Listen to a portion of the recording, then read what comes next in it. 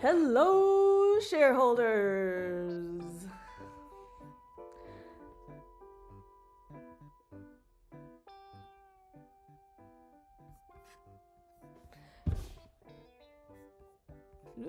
There we go. I don't think there's many people here today, which is both relieving and anxiety inducing. I don't know how I feel about that, but just in case people are gonna. Oh, hello, Mela. I was just talking about how I thought no one was here. I was gonna do a crossword puzzle a little bit. Oh, we can do a little bit. Let's do a little bit.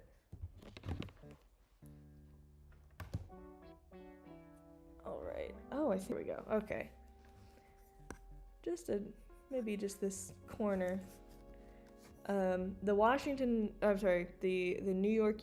New Yorker magazine has betrayed us. Magazine crossword. They have paywalled all of their crosswords, and at first, in a way that was extremely easy to get around with an inspect element, in a way that made me feel like a cool hacker girl. But they have since gotten smarter, unfortunately. And I do agree that artists, and these are artists, people who make crosswords, should be paid more. I severely doubt that any of the money from paywalling this is actually going to them, unfortunately. Fucking bastards. So now we're stuck with the shitty ass Washington Post. This would be Lima. Tells a white lie. Fibs, probably. I do not have error check mode on. I should also get my chat up so that I can actually see. I'm probably not going to do this whole... Actually, because I'm not doing this whole board, I think I will put error check mode on, because this is just a little... Yep, that's fine. Resists authority. Mela says, Nar! One of my fave New York Times games got paywalled too. It was the mini You cannot... A mini crossword, you're gonna paywall to sample size. That's the whole point. That's... Jesus H. Christ. Resists authority? Me. Many a North African. Arab? Yes. Foot or furlong. It feels like a length. Measurement. I do not know. Fill with joy. Oh, it's locked. Well, I hate that. Can I not do that? I don't like that. I typed in a joke answer and I kept it locked. I can't erase that. I despise that. That's the other thing about the Washington Post one, is that they changed their format. Mela says that it was devastating. That's fucking... And you know, the New York Times games department went on strike not that long ago because they were not getting fair treatment or pay. And I have no idea how that resolved, but I can't imagine well, unfortunately. Mela says, I will say the live is mega glitching for me. Ooh, okay, wait, that's on me. Let's see if I can do anything about that. Can I do anything about that? It's absolutely me, because I work on a hotspot. It's not a great setup. Is it dropping frames? Oh, shit. Let's see what I could do about that. Probably nothing. Oh, you can see my screen. I forgot about that. Big mini? No. No. Nope. Nope. Nope. Nope. Is this it? No. Yeah, there we go. Okay. Oh, you can't see the... Okay, no, we're good. I totally get it. We gotta do what we gotta do. I wish I could have... You know... I could just...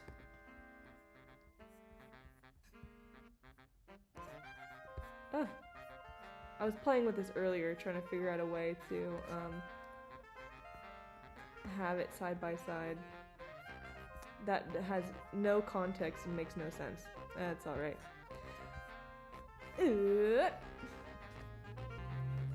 Let's just do a couple more. And then, of these crosswords.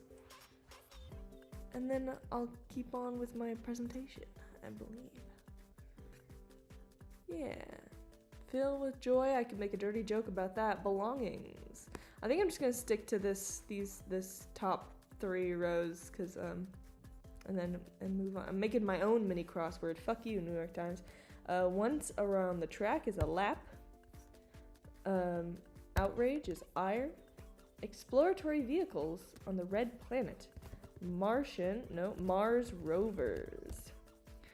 One time, I went to a BAFTA screening for a documentary about the Curiosity Mars rover, and there was a Q&A after with the directors. There were very few people in the room. It was very strange for a BAFTA screening, and somebody asked, one of their replies about talking to these scientists about the Curiosity Mars rover, they were thinking like, oh, these are very analytical people, assumably, and we're gonna have a hard time getting some emotion out of them about this robot. And of course, the opposite was true. These scientists were had so deeply anthropomorphized this robot and had put so much of their souls and their emotions into the robot that they actually had to cut out a lot. Otherwise, it would have, according to the directors, it would have seemed tacky. Mail is delayed by almost a full minute. I also put the latency a little higher. One of these days, I will have an actual Wi-Fi router. And then you'll all see. Removes oneself, absconds? No. I hate that abstain. I do not like this little lock thing. I can't delete that letter now. Ugh. Alright. Belongings. Personal effects. Capitol Hill VIP. Senator. SEN. Foot or furlong, I do not know. Sounds like a good time. Fun. Once in a lifetime. Hogwash is... bullshit? That doesn't fit. Cattle ranch animal. Cattle ranch animal. Like a... something. I'm just gonna get these last few. Removes... Ah! Absence. Alright. I'm taking care of that. On it. Hogwash. It's not bullshit. It's not bullshit. Foot. A steer. No, it gave me this letter for free. I don't want it for free. I wanted to earn that. Resist authority. Rebel. There we go. A unit, not a unit. A unit. The unuts are for later. Hogwash. Billy, I want to say. That doesn't make any sense, though. I'm not going to put that. An NBA official is a ref. A qualified voter is an elector. Brandenburg Concertos composer, Bach. Jazz vocalist, James. Fuck if I know, lest we forget. I have already forgotten. Add on charges. Fine. Alright. Oh, fees. Just these last couple. Chat. Elate, which means that James Etta. That sounds familiar, but it could have been just a dream in my head. Well, gosh, is G. But what the fuck is this word? Hogwash. Bilg. Manifesting Wi-Fi. If you see me switching screens, it's to read chat. I think that's just how I'm gonna have to do it so that I can get a little bit of my connection back in a hot moment. I'm physically putting the phone, which contains my hotspot, closer to the front door to get out into the air. Is that working? No, it didn't do shit. Awesome. Cool. Hogwash. What the fuck is that? This is the last one and the last letter. And the only across is this big long one. Grow as a savings account. Bilg. It's milk spelled by someone who's having a stroke. Bilg. Oh well. We'll leave it at that for now and move on to pew pew pew. That's right. Hello, shareholders. I've got a presentation for you today, and I always forget the bell. Oh my gosh, it just occurred to me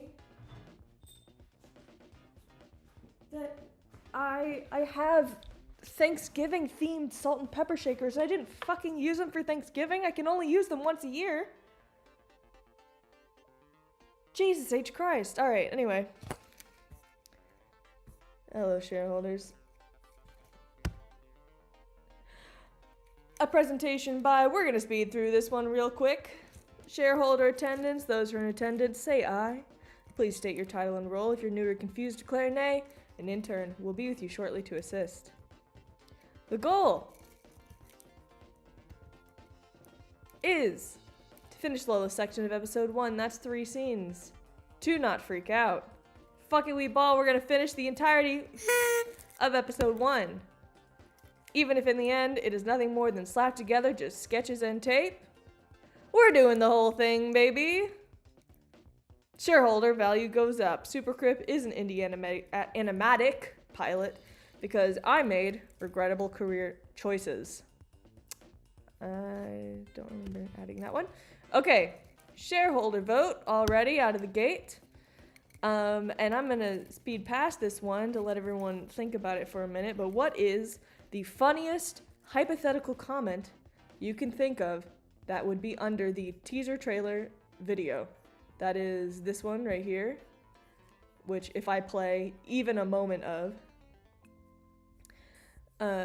it will, whatchamacallit, it will make my dropped frames even worse than they already are. But it's this one. What is the funniest hypothetical? There are a bunch of very lovely, actually a bunch of really lovely comments on this. But what is the funniest hypothetical comment anyone could put on this video that you can think of? And that goes to a vote. Will be relevant later. Mela says, hey, doing something imperfectly is better than having nothing. And boy, do I wish that could be tattooed onto the back of my eyelids. That's something I'm learning this year. Very much so. Progress of this week. I actually did some work. I actually did backgrounds. I actually did things that showed visual progress for once. Patreon shareholder votes. That's really nice. I asked the very sweet butcher at my local little grocery store where to get a turkey, and he said, I know a guy, got on the phone, and then asked, when do you want it? I came back and he had magically procured a 50-pound turkey, a dinosaur, a Godzillakin. This is me breaking down the right half of a 50-pound turkey.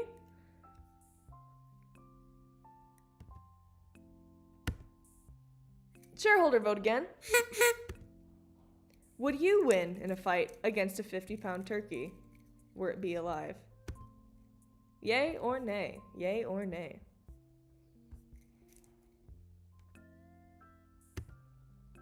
For me? Nay. Not right now, baby. Not right now. I don't think so. I've got the way that I when I walk home at night and sometimes people are concerned for me, I tell them always the same thing.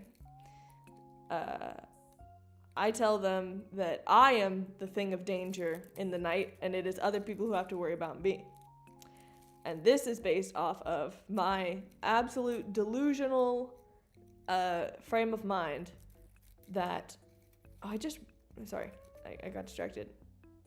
My absolute delusional frame of mind that in a fight I would not win, but I would leave the other person bloody enough that they would regret having done anything at all. Which doesn't really negate the fact that I would also be dead, but there's something about it that makes me feel safe at night. Progress of this week, and I think it would be the same thing for the turkey. I think I would leave the turkey looking fucked up, but I would lose the fight. Progress of this week. Oh, we have one vote. We have one vote for a turkey ain't got nothing on me. We have one vote for a turkey ain't got nothing on me. I made all this food. I may have gone overboard. I made homemade biscuits, mashed potatoes with roasted garlic, stuffing, broccoli, cheese, and rice casserole, gravy, my beloved roasted cauliflower, 20 pounds of turkey, and a chocolate chess pie. By myself. In my toaster oven. You can see my toaster oven right here, actually. I did all of that in my toaster oven. God fears me. Is there anything on that slide? Okay, that must be a mistake. Tasks ahead. If you've emailed me in the past few months, I've not replied yet, which I know for a fact that I haven't. I am so sorry. I've got to reply to those emails. I've redone this slide a little bit to kind of focus in on the two things that are the biggest, I don't want to say bottlenecks, some of these are bottlenecks, but the biggest pieces of swamp that need to get gone through. Animation is the one that I have the most immediate ability to tackle, which is why I've been focusing on it, and you could say deeply procrastinating the other more important thing, which is casting, because in the end, the animation is the pretty pictures, but it is the acting and the audio that is the absolute heart of the storytelling in this, which is a little bit unfortunate because that is one of the few areas in filmmaking that I am not skilled at. 20 pounds of turkey, and it was only half a turkey. Mela was remarking at 20 pounds of turkey is actually insane. It was freaking insane. It was even more insane when the butcher pulled out the turkey on a meat hook, and I could just see it in the reflection against the wall, and the top of the meat hook was at his head and the bottom of the turkey was at his kneecaps. When I was flash warning a little bit, when I was cutting down this turkey with my one dull knife, I was following a tutorial, and in that tutorial, they keep being like, oh, like you're gonna move the wing forward and naturally the joint will pop out. Just put a little pressure, the joint will pop out easy. This is why I asked the question of, do you think you could win in a fight against this turkey? Because this turkey was dead and I couldn't win a fight against it. There was no joint I could pop. There was no bone I could just slip out because I was the stronger, I was going to say mammal. Turkeys, I guess, aren't mammals. I was the stronger animal because I simply wasn't the stronger animal. Oh, yeah. Oh, wait. So this next slide was going to use the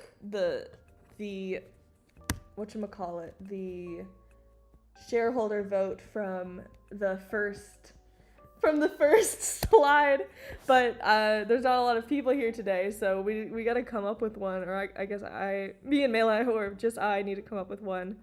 But this is gonna be a mini giveaway game of the first person who can get someone they know to comment, and then I was gonna put something funny on the teaser trip. You know what?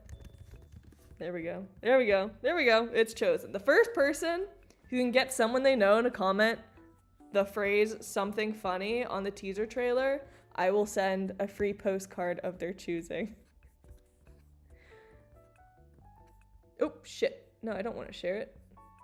This is for me and me alone. Me and the company. This is valuable property. Oh, God. Why? Oh, it's full screening. I don't want it to full screen. Oh, that's interesting. Well, it wasn't doing that before. I broke it oh my god, what is the lag on that? Oh my god, that lag is not on stream. That lag is from my computer. What the how fucking long is this? Oh my god, it just keeps going. Okay, this slide is, I don't know. Who are the interns? Does anyone have a list of who was interning this morning? I'm gonna need that list, because someone is going to have their first workplace experience. The workplace experience of being fired. Alright, anyway. Oh, thank God, that was so much better. Alright, we have poem time. I'm gonna pause the music briefly.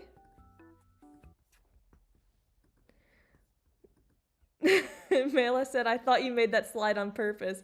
I can't help you, Chief. Neither can I. Poem time. Rural boys watch the apocalypse. By, oh, actually, wait, who's this by? Hold on. Rural boys watch the apocalypse poem. Is this also Keaton St. James? No fucking way. No way! It is! That's crazy! Oh, I can exit that. I can't believe that! This is from Keaton St. James. Which I love this poet. This is somebody who's not like an old, like old dead person. This is somebody from our generation, and they have a lot of Appalachian Appalachian-based poetry. I cannot. One of the very first poem that I shared in Poem Time makes it sound like we're all kindergartners and it's nap time, which honestly, props. But the very first one that I shared, not on this live stream, but on the newsletter, and that's tinyurl.com/progress-bar, I think it is, for the sign up. Yes, that's correct. I'll pop that in the chat. Progress bar. For the newsletter. How the hell do I get to this page? All right, there we go. The very first one that I did was it was called fucking hell if I remember it. Oh shit, what is it? It's like one of my favorite poems. I can recite it line for line. I don't remember the title. Son of a bitch. It's July in Appalachia. July in Appalachia? Yes, correct. I should not be loading things in my computer when I don't have the bandwidth, like not the mental bandwidth as per usual, but the internet bandwidth to do so. But fuck it. Yes, I love this poem. I can't believe that it's by the same person, of course. That's crazy. Well, I recommend this one. I will not be reading this so that I can save it for another time, but there it is if anyone's interested. But anyway, I can't believe it. It's by Keaton St. James. They have a Patreon too. It's not been updated in a long time, but it does exist. All right, let's read. Rural Boys Watch the Apocalypse. We stand together by the creek in my backyard, watching the stars fall one at a time. A third of the sky's black now, your hand's in mine. I thought it'd be wilder than this, you say. 4 horsemen, trumpets, and earthquakes, waters turn to blood, you know. But there are only the fallen stars. At least the Weather Channel warned us about it, I say, glad they predicted something right for once. My doomsday neighbors are loading the back of their dirty old pickup, suitcases stacked under cardboard boxes of books and silverware stacked under large whitewashed crosses. My parents didn't pack up, and neither did yours. If there are angels walking the streets, I want to see 'em, your ma told us over coffee. I want to know if they really got lion teeth and 100,000 eyes. And that was Rural Boys Watch the Apocalypse. Maybe not the best reading of it, but by Keaton St. James. And now... bonus poem time!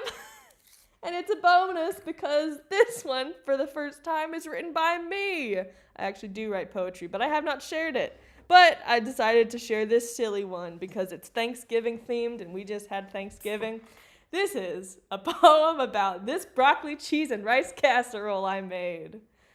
I've never read my own poetry out loud to anyone. This is kind of interesting. A poem about this broccoli, cheese, and rice casserole I made. This casserole is ungodly. I have my fucking Appalachian accent still in my mouth from being reminded about all that stuff. I am from the South originally. I guess I don't have to wash it out, but it just kind of feels weird on my tongue. Okay. A poem about this broccoli, cheese, and rice casserole I made. This casserole is ungodly good. No, it's heavenly good. The nature of this casserole's relationship with the celestial is unknown, bar for the fact that it is intimate.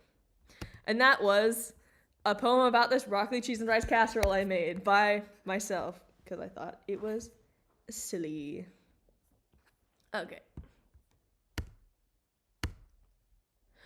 Shareholder vote was do y'all want to do poster design or Lola animation on today's stream? And I think I would really enjoy doing the actual animation today. It would be nice to get something done. I think it would be nice to have more people on to do the poster design for anyway. Because I'm not very full of ideas at the moment. So I think yeah. And of course, shareholder vote. Oh, I keep forgetting to ring my bell. I'm very frazzled, as always. Has shareholder value gone up? Yay or nay, has shareholder value gone up? If you are watching the VOD for any particular reason, I don't know why. No, I should not degrade myself that way. If you're watching the VOD, God bless you. I'm not a religious person, but God bless you. And go ahead and vote in the comments. Screw it. Thank you. That lagged out for me just as much as it lagged out for any of you. I need to know who fucked with my presentation. Okay. There's supposed to be a slide that says painting time. Oh my god, how many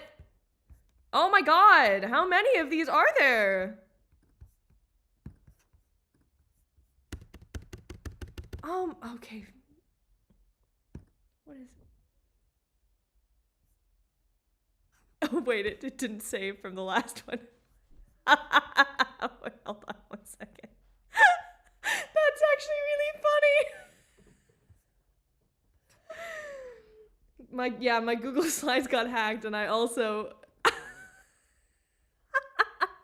Wait, pretend you didn't see that last part because my, give me a hot moment. Wait, let me figure this out. I got hacked. There's about to be something loaded on my computer using the internet, so it's about to go down for a hot second. Where are you, you stupid son of a gun?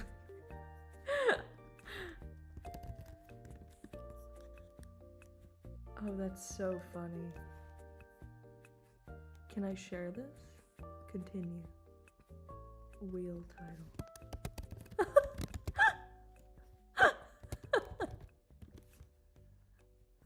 Anyone? Continue. Copy link. Okay. Now back. Now this.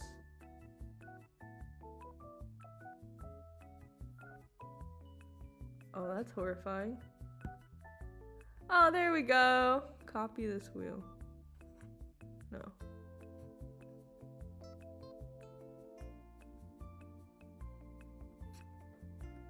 Okay, here we go.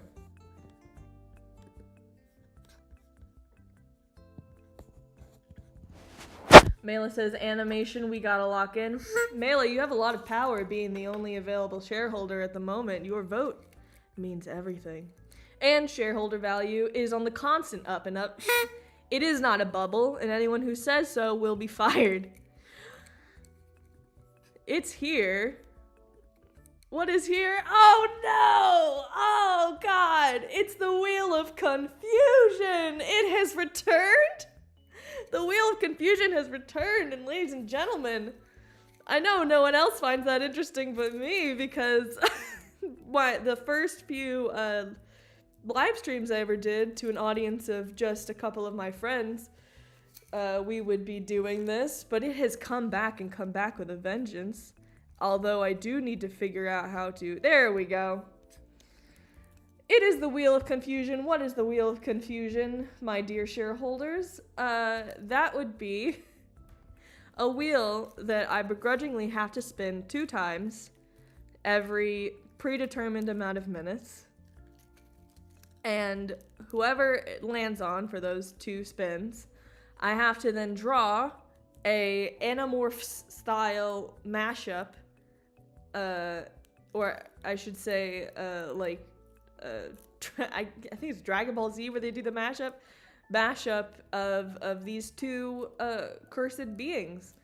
Most of these characters and historical figures and other such individuals are cursed, and some of them don't belong to be there. Apologies, Steve Buscemi. I'm sure that you're a nice guy. So, before we start doing the animation actually locking in, and by locking in, I mean locking out, because Lord knows I can never lock in, I will be reading the list of the Wheel of Confusion here and adding any suggestions, or most any suggestions given. We have, just as examples, Sonic the Hedgehog, Margaret Thatcher, Ronald Reagan, nameless gimp suit submission. Oh my god, I cannot speak today. Sonic the Hedgehog, Margaret Thatcher, Ronald Reagan, nameless gimp suit submissive, House of Saxe-Coburg and Gotha, and that's a 3rd wheel that you go to. Springtrap, Luke Bryan, Hero Brian, Steve, but only Steve from a Minecraft movie, Lassie, Kirby, who is consuming, Audric from Lonely Man's Lazarus, but only with Daisy's Blessing.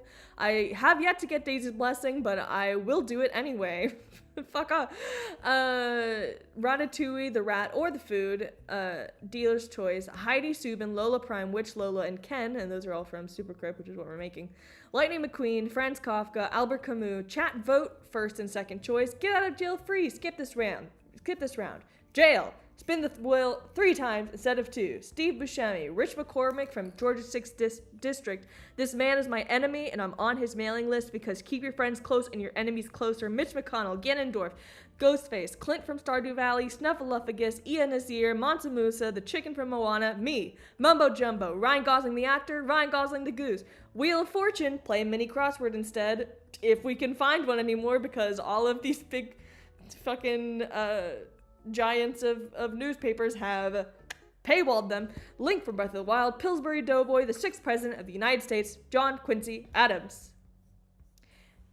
This is pretty varied. That's good. I've tried to get a good solid 50-50 so that if it lands on, say, Lightning McQueen, then it will also land on, say, Albert Camus instead of, you know, two of the same genre of people. But if anyone has any that they would like to add, this is your time. Feel free to shout out at any moment. And I think for the amount of time, well, how about we don't do a timer? Hero Brian being here took me out good. I think I'm not gonna do a timer. Instead, I'll just kind of vibe and do one every once in a while, but not on a specific schedule. If anyone has any that they'd like to add, once again, now's the time. But I know that my stream is on a pretty big delay, so I'm gonna go ahead and spin the wheel. Everyone, pray to your gods. Click to spin. We have the chicken from Moana. That is a new addition. If I remove it, will it delete it from here? Okay, that's a bit unfortunate, but it's fine. And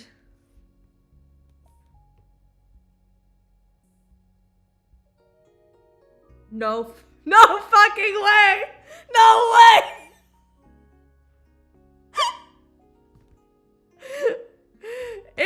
It's recorded.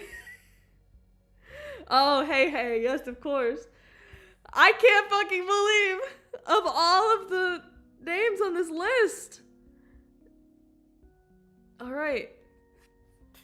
Hey and Hero Brian, or as we call it in the business, Hey Brian. Let's do it. Let's curse ourselves. Let's look back onto a lifetime of memories in which every moment was... Mela said, bro, I'm psychic. It was faded. Alright, I'm gonna pull up... Yeah, screen size is good. I'm just popping my iPad up.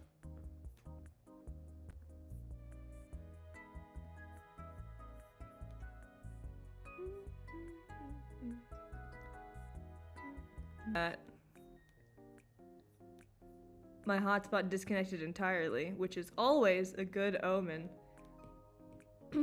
Okay. When I did it before, I had a timer. I think I'm gonna allow myself to just keep artistic integrity and not rush myself. So we have the wheel of confusion. What's today's date? Is December 1st. 12/1/25. Hey. And Hero Brian. Let's see, can I not accidentally dock myself? No, we're good. Oh wait, no, I do not want... Oh, that's so fascinating. Okay.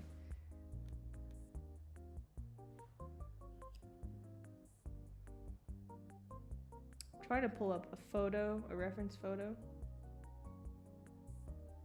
But alas, I cannot. That is fine. Let's go back to the Mac. All right, we've got Hey, who is voiced by Alan Tudyk. I think I'm pronouncing his name right. He is one of my favorite. He's just the best. Mostly because of a like 30 second clip that I adore deeply. Get ready for dropped frames as I pull up a full YouTube video to share. I went to Juilliard. It's one of my favorite fucking videos of all time. Let's pause the music as I show you something that in 17 seconds is going to be infinitely funnier than the project I've been working on for 6 years.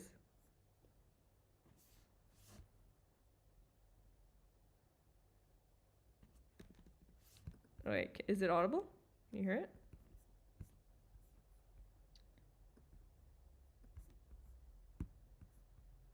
Oh, wait. Is it? Oh, here we go.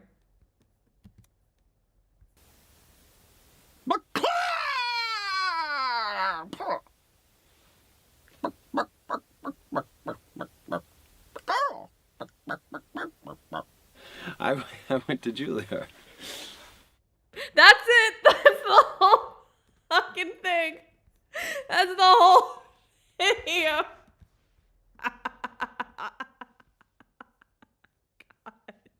God, I fucking love that so much. I'm watching it again. I can't believe this is on the official Disney YouTube. And it's just this. I went to Juilliard. Fucking incredible. God, I love that so fucking much. Okay, anyway, Hey Hey. We have Hey Hey. Herobrine. Images. Oh yeah. There we go. Yeah, I'm sure we can work with this. Alright, let's put the music back on. Mela said he sounded so dejected. There's Oscar performances that don't have the same range of emotion as him saying that one sentence. It's so charged in so many different ways. I've seen that clip about 1,000,005 times, and I will watch it 1,000,005 more before I pass away, I swear to God, if I'm lucky. I do have another fun story about Moana that I'll tell you guys as I unfortunately draw this creature. Let me see if I can get... Can I... Oop! My God. Stop. I want to have the reference images on. Yeah, baby. Okay, I'm getting it. I'm getting reference images onto the iPad right now. Perfect. Fucking perfect. Okay.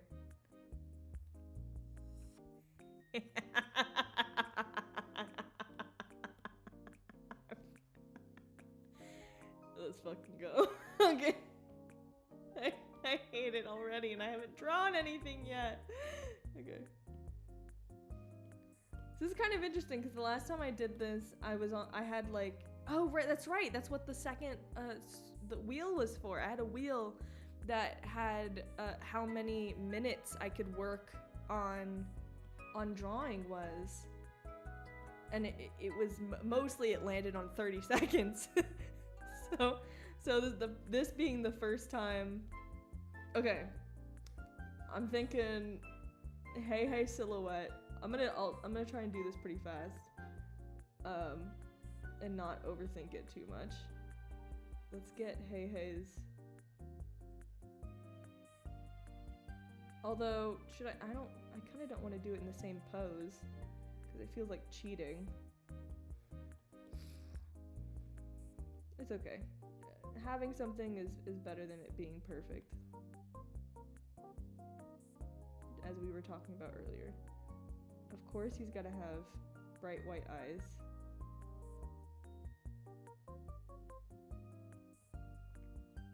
I'm thinking he should also... This little thing of his...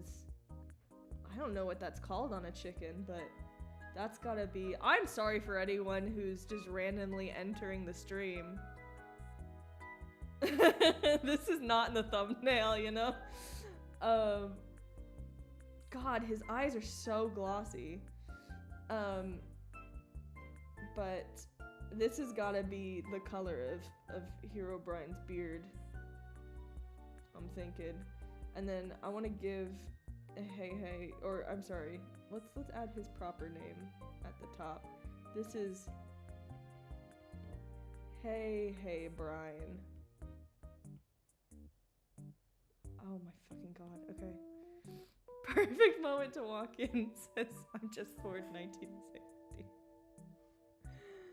Oh Christ almighty. Okay. I feel like there's like the obvious thing to do, which is, you know. Oh yes, let's give him pants. Hell yeah. Hell yeah, he's gotta have pants.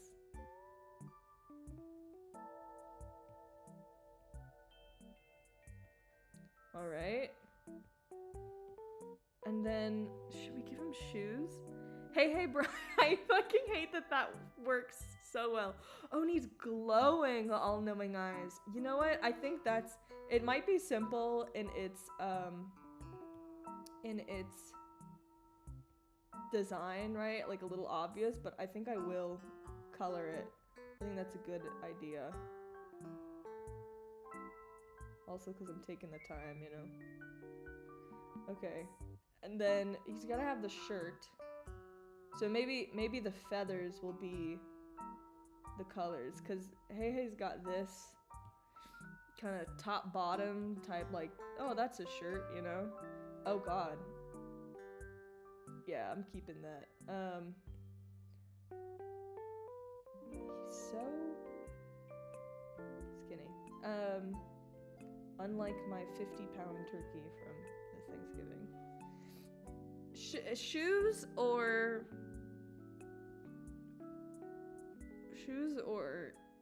what are they called? Claws? Beaks? No. What is it called? The little hand. What are bird hands called? Oh my god. There's a name for bird hands, right? I'm going crazy. Yes, shoes. I thought you were saying that shoes is the name for bird hands. All right, let's go with shoes. Okay. Should it be a shoe? Commit to the bit. Yeah, you know what? Yeah. Okay. He's gonna have... Oh god. Hey, you're getting too tall. And hey, shirt, go back on you.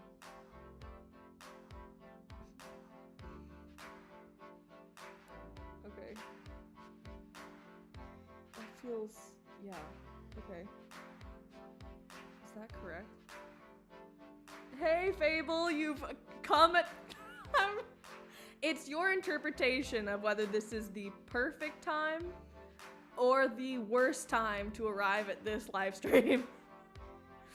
Human-sized shoes, damn. Should it be? Or should it cover... you know what?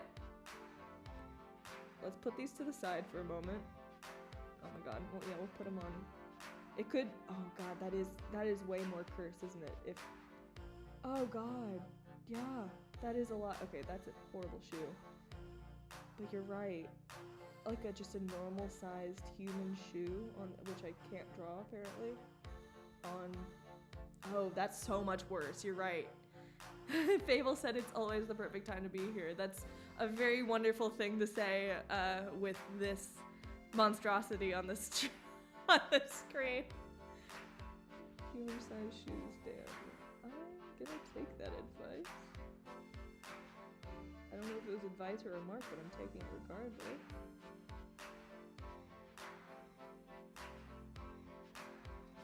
Yeah, that feels wrong in all the right ways, and then just give him a little lace. This is awful. This is awful. That's how you know we're doing it right. Oh, right, his pants have to come up over... if a chicken wore pants, guys, how would they do it? Oh, that's not how it would... that's not it. I'll tell you what, that's not it. I don't like that. Even for me, that's a bit much. Okay, that's... better. Okay. Okay.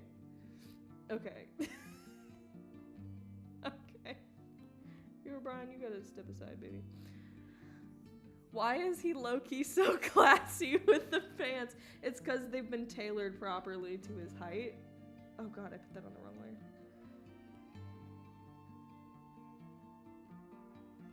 Oh my god. Oh, sweet baby Jesus. He is classy! But it was funny. Which part was funny? With the bigger shoes or the smaller shoes? Which ones? I could also scale the shoes up. Oh, when you said human-sized shoes, you meant human-sized as in like, because he's a chicken, he's so small. Am I getting that right? Because you know, that can always change. When I heard human-sized shoes, I don't know why for some, I was imagining human-sized proportion. Oh my god, yep. No, that's correct. That is correct. Okay, you're all gonna have to get smaller.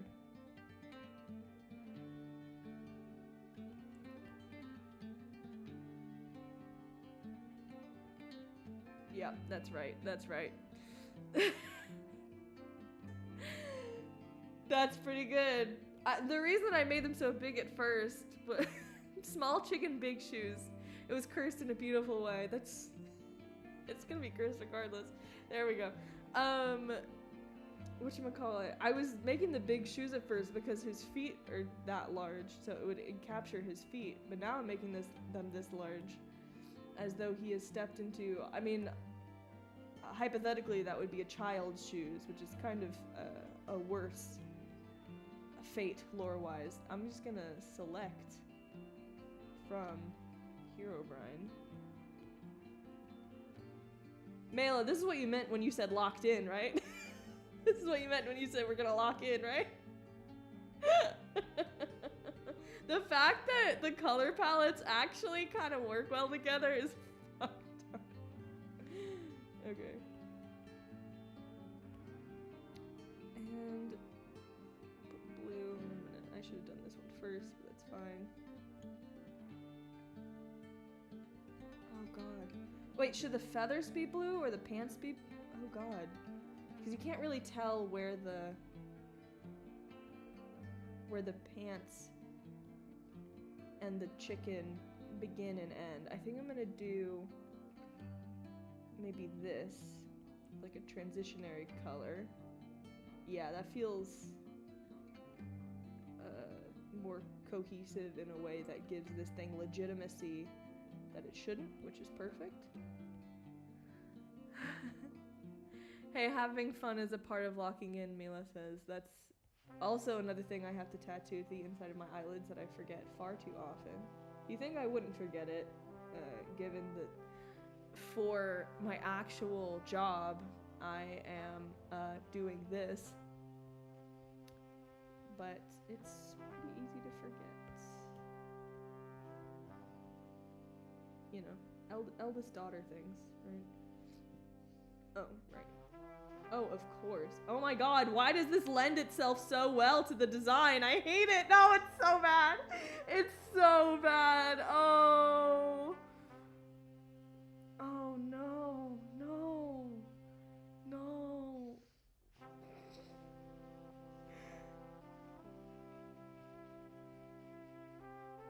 Oh. Oh. Oh no. No. Oh, it's frozen. Okay, there we go. Oh no. No.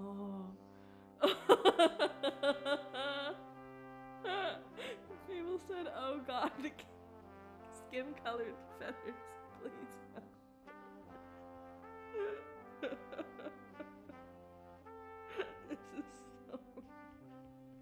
This is my favorite one that I've done thus far, I think.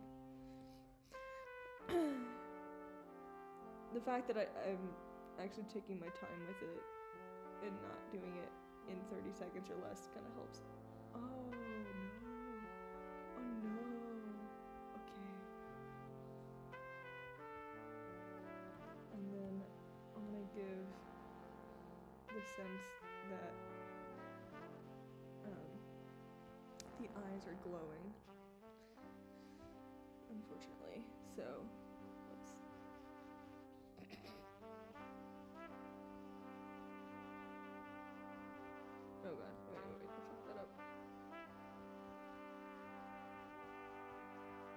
not very even. It's fine. We're not applying an actual technique to any of this. So help me God. Oh. Oh God. Yeah. Let's cut off like that. This needs to be adjusted a little bit. Oh. How fucked up. Lovely. In fact, I think I should just erase that. Totally.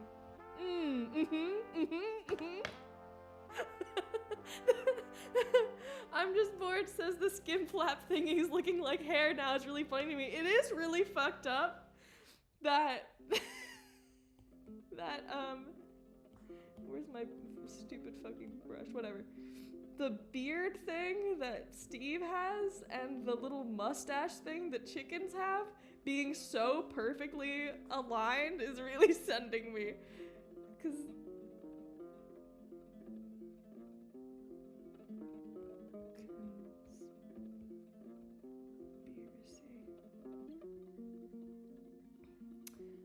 Alright, let's finish you off. And by finish you off, I mean send you somewhere no one's ever gonna have to look at you again. Alright. And now, of course, Gaussian blur. Oh!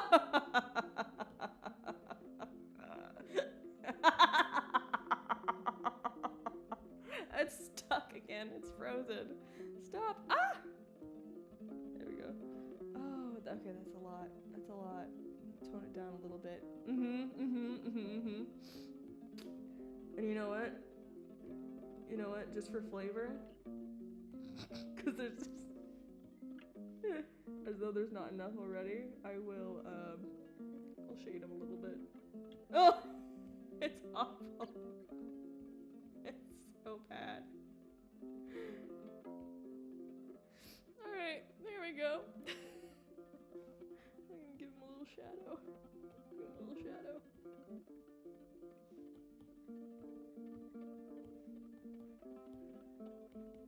Oh shit.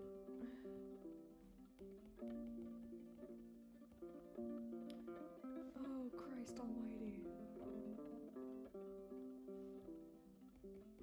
Okay. Yeah. Yeah, that checks out. That's good. That's good enough. Oops. Okay. Meet your champion. Hey, Brian. Oops. I forgot that you can see the things that pop up in there. I gotta be really careful about that. In fact, let me just quickly mini main screen myself so that I can do something worse. You'll see. Give me a moment.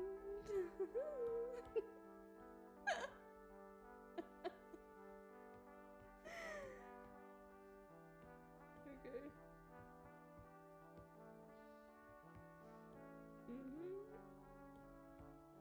Oh, Jesus H. Christ. Okay. Nice. And then airdrop.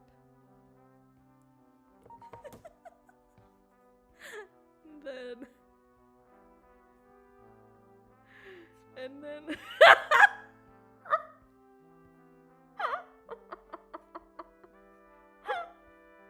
he's here. Wait, how do I make him smaller? He's so huge. Oh my God, he's so big. I can't make him smaller. Oh no, wait. Okay, wait. Oh God, okay. I'm gonna forget that that's there. Oh shit, don't look. Oh, don't look. Oh no, you can still look. Oh God, okay. Oh no, that's worse. Okay, sorry. Oh no, that's also worse. Oh my God, please, Jesus Christ. I'm hoping, I'm sure none of that docks me, but you know, never be too careful. I even changed the location of my weather just in case it actually got on screen, which it definitely did, so. Alright. Where is it? iPad. There we go. But more importantly. Yeah, that's pretty good. Okay. Alright. He'll watch over us. Where should he be? On my head? No. Over chat? Next to chat? Where do you guys want him? Where do you guys want Hey Brian? Yeah, that's pretty good. That's pretty good. That's pretty fucked up. Oh, let me get a tissue. Oh my god.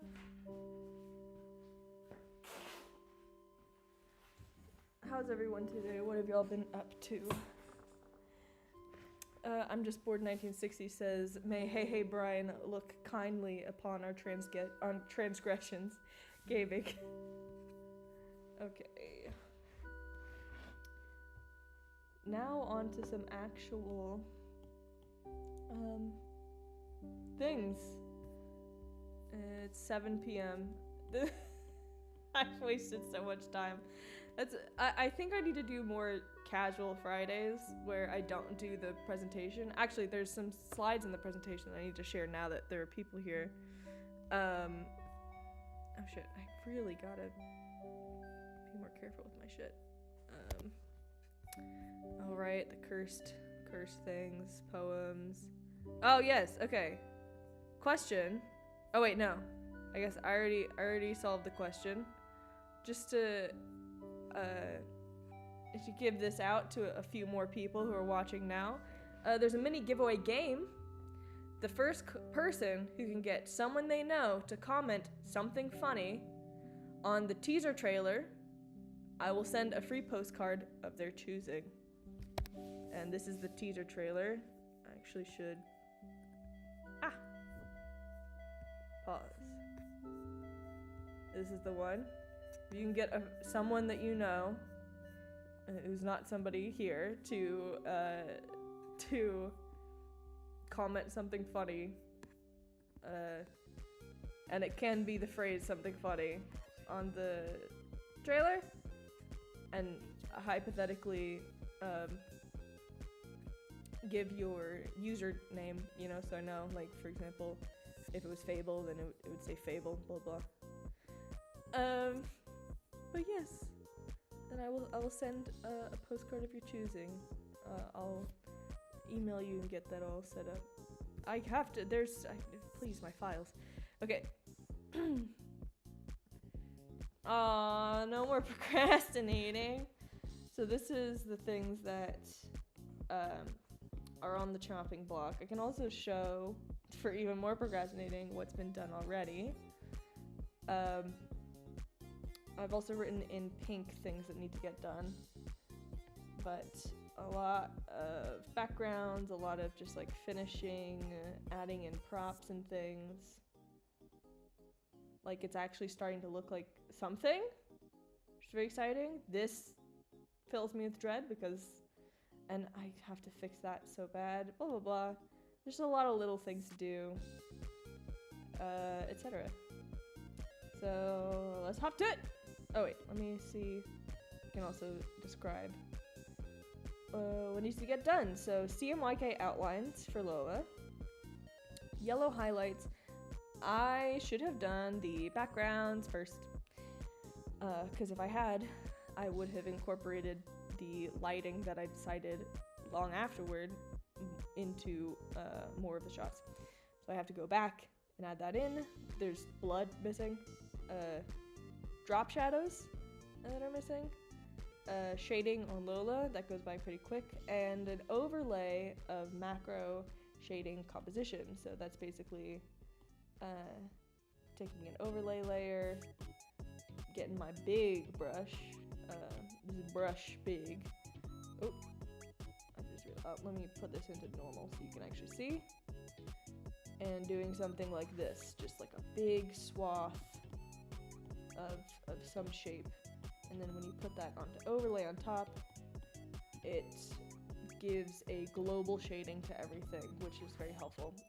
It's just a little trick, which ideally you wouldn't need to use a trick if you were actually just painting good, but you know, we do it. We gotta. This brush and all the other ones that I use that I have made are on the Patreon. I'll post the link to the Patreon. That's patreon.com/supercrit. It's also, you can, I think it's for sale on there as well without having to be a patron, excuse me. But if anyone is unaware, pretty much everything on there, like content-wise, is all free. It's free and public. So, being a patron, I forgot what I was fucking talking about. That's fine. Okay, let's get to it. Okay, so she's, okay, prop shading. I can do some prop shading. Nice and chill. Oh, this is not colored at all. Let's do some stuff. Oh, and this is a nice space for anyone to tell me any fucking weird ideas they have, or, you know, if you're like, hey, I think that flower pot should be green. I don't know why it would be green, but, you know. This is the little sticker on it.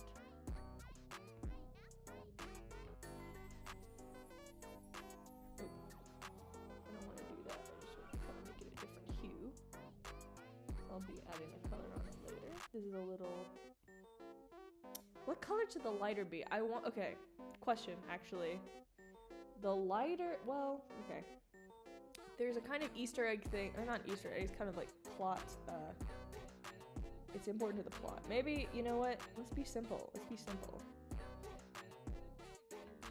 Magenta, yeah, that feels good. Basically, there is a lighter, in all three storylines, in this, literally just this one shot, I believe, of Lola's storyline, but then also in Heidi's and in Subin's, they both use lighters, and I wanted to make it the exact same lighter. So I have decided just now that to make it recognizable, it should just be big old bright pink. Oh, it's stuck again, huh? Okay, come back to mama. Oh, it's stuck. No, please. I didn't do that. Go back. All right. Candle pack. Maybe a nice light blue. I'm just making shit up on the spot. And so can you. Now let's make it a more muted blue. Sure. And the candles themselves can be a cream. This is reference to what it's like trying to be warm when there's no utilities around and no way to make an actual fire. The ideal scenario is that you make a fire that can actually keep you warm, but in lieu of that, and I know this from personal experience, if you take candles and then you stack terracotta pots on top, then at least that is a way to heat up some small amount of area, because terracotta is very good thermally. Like a lot of historic, I forgot to tell my Moana story earlier. A lot of historic heating systems, like I believe like there's some German folk heating systems and stuff, will use tubes of terracotta because it shit works. So if you ever are in a dire situation, something to keep in mind. Here's a good place for Easter eggs. Do I have any that I need to slip in from the Patreon? Let's find out. That's one of the Patreon tiers is one of the Patreon tiers is where you get to suggest ¿cómo se llama? Where you get to suggest Easter eggs, and I'll put them in here. And I don't think there's any that are applicable to this. I'd like to see the comments. I'd like to access my own. Yes, please.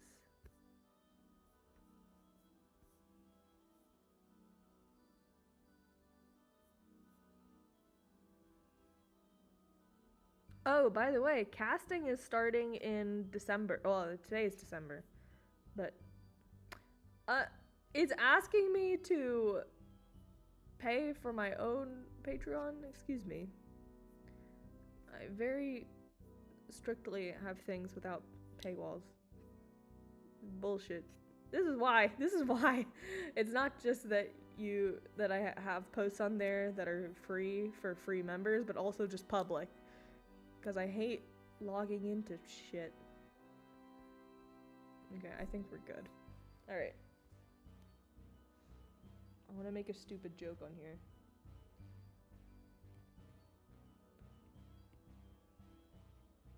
Terracotta. How do you spell terracotta? Yeah, alright.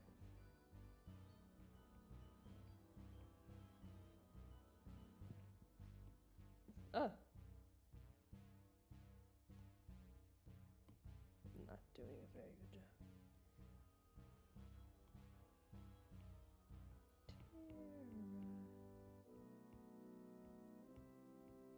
Terracotta. Maybe. Fable said, as a fellow Patreon creator person, yeah, Patreon can get weird. Does anyone have anything that they want me to put on this terracotta pot sticker? I'll put a barcode.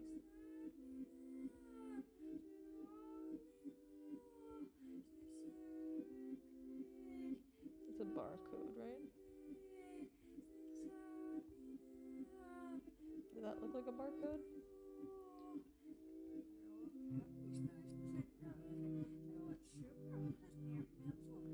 Yeah, it's good enough. Did you know that barcodes actually read the white lines made in dirt? There we go, okay. Ah, shit, it's so small. Made. It's lowercase.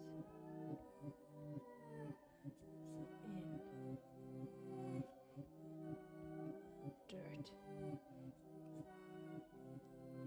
Or strike through it and put with, I don't know, or clay. I don't know how one does to terracotta.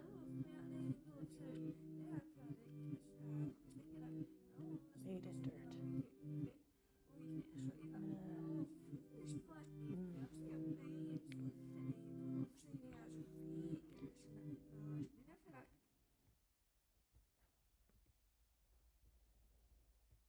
The mascot of the company now. For no reason. Literally no reason.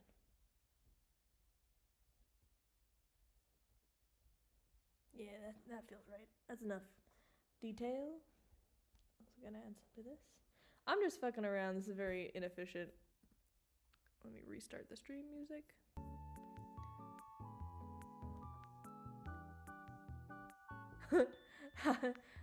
To terracotta or not to terracotta. Actually, I like that.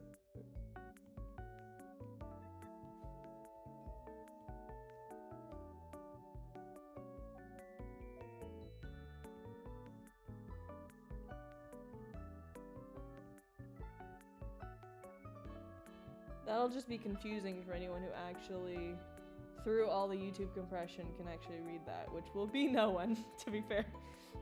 But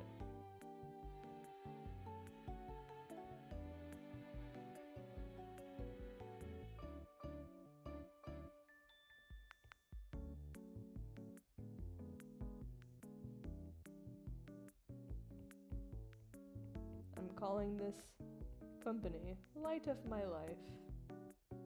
Sure. And then I'll give it a barcode.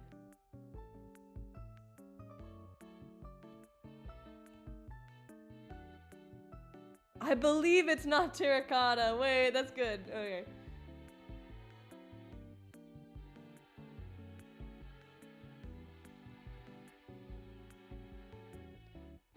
I can't believe it's not terracotta. It's pretty fucking funny. Okay. Oh my god, this is the worst barcode. It's, you know what? I'm. You're going away. You're going away.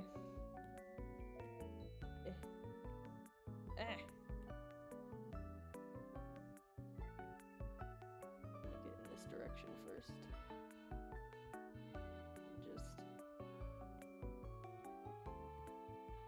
Actually, just fill it in first, and then if I don't get anything done.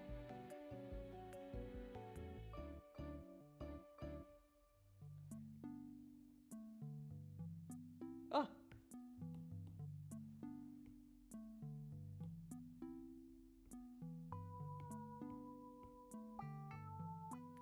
Shit. Come on, man. It doesn't even look like a barcode. I don't give a fuck. You're going in. That's worse! You don't get a barcode. That's just what's gonna happen. You will be called. I can't believe it's not terracotta. Which is actually awful. because the whole point of her... This right here is a tiny little detail that has nothing to do with the rest of the scene. It is only one of those textural details that gives a hint to anyone with the lived experience enough to know what somebody who has nowhere to sleep in a very cold place is going to do with a terracotta pot and candles. But if it's not actually terracotta, then that defeats the whole purpose of the heater, which is kind of unfortunate and funny. So I'm gonna do that. I can't believe it's not terracotta.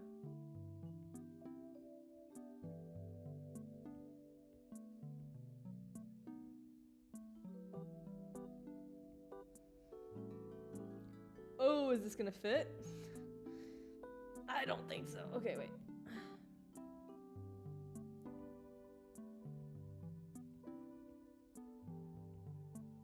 Oh, just barely. Can't believe.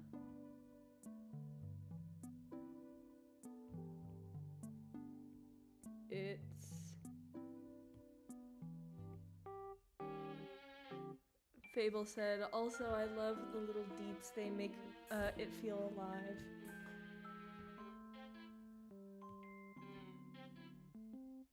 The little details are kind of the things that, because by the time that you're getting to this point in a project,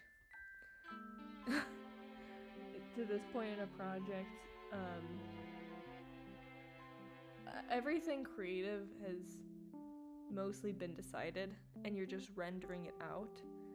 But it is the tiny little details, like doing this sticker right now, where you can actually fit things in, like that have not been decided yet, where you can create new tiny little stories for yourself, and that is very invigorating. Can't believe it's not. Oh my god, is this gonna fit?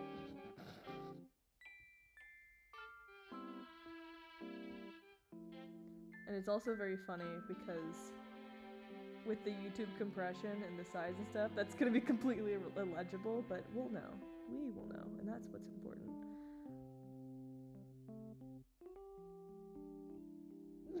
It's also not gonna fit. Okay, frog just has to become smaller or non-existent. That's what needs to happen.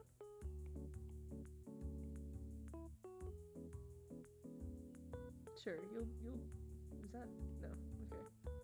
Frog, I apologize. Oh, you know what? Frog will just be... Frog got bought out by a different company. There we go. I can't believe it's not. And then I'm gonna put this somewhere.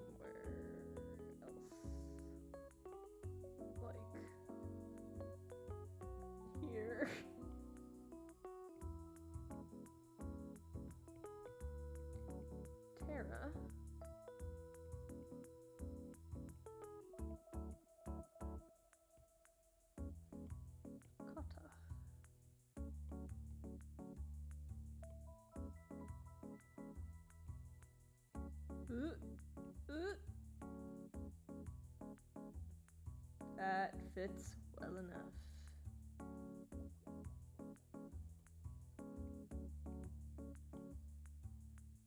Nice. I'm just bored 1960 said, couldn't afford a real pot, had to get a lab-grown terracotta. The unfortunate thing is that she stole these, so it's not even worth that. It's not even. Oh shit. Okay, let's make the frog a bit green.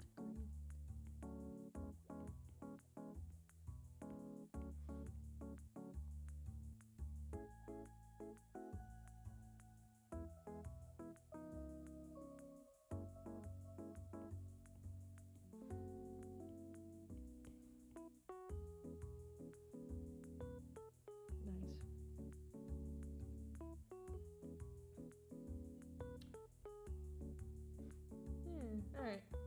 And now, clipping mask. And that's right, baby, we're using an overlay layer. In fact, I'm gonna color this a bit. I'm gonna make it a dark purple. And the purpose of this is just to get it blended more into the surroundings. I think I'm gonna have to change it from overlay to soft light because it's not showing up on this really bright pink. Yeah, pink is gonna give us a hard time. That's fine. I will just start on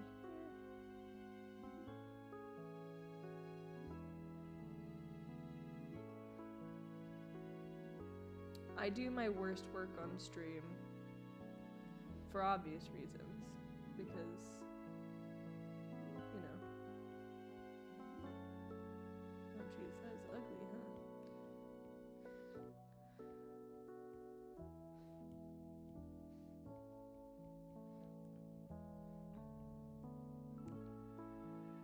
But, that's fine. Ah, Fable has returned. And it's stuck now, okay. Oh, it's still stuck. I don't know where my Procreate has been doing that lately.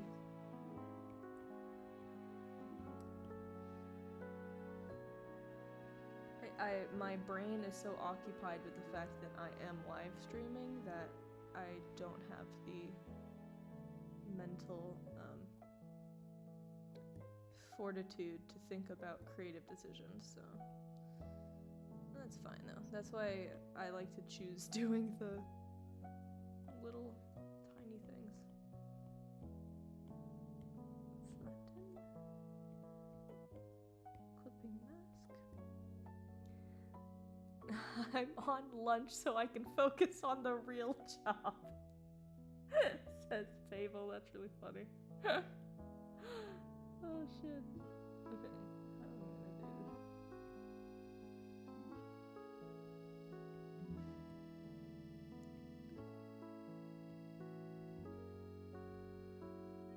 Where is the lighting source coming from? I have no fucking idea, to be completely honest. Like, even what direction it's coming from, I have no idea, which is the worst, one of the worst grievances you can make while shading something, because then you're just making choices rule of cool style, and nothing will make sense, and that's what's happening at the moment. And I should get my head in the game. Ah, shit. Fable said, I used to do some creative stuff on stream. Oh, and I might in the future, but like, there's some things that are okay for stream and some things I just need to lock in. Pretty much everything for me I need to, or at least I've not built the skill yet. The light's coming from the same place as the music. I know what reference that is. I know what reference that is. That's good.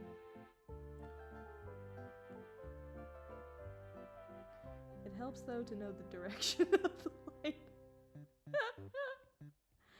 So Oh, wait. You know what else I haven't done? Shadows. So, here's my trick for doing oh, well, I guess I can't really do my trick for doing shadows yet. But this is one kind of spin-off version of it. Bada bing, bada boom! Look at that. And now, from there, you just do a little blur, especially perspective blur. Although it is occurring to me that I still don't know what direction the light is coming from. Alright, that's fair enough.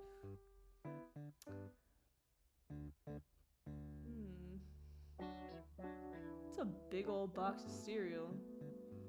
Either that or that's a really small terracotta flower pot. I think I don't have the brain power to think about it, so I'm gonna go to something even easier, which is gonna be the CMYK outlines. Like here! Yay! Okay. That's an easy peasy one.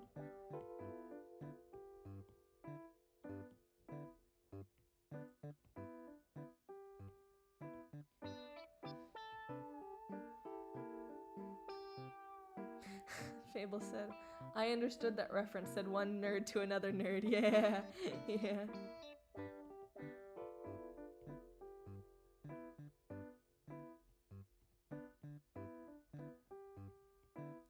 Coming up in December and January, I do not think I will be doing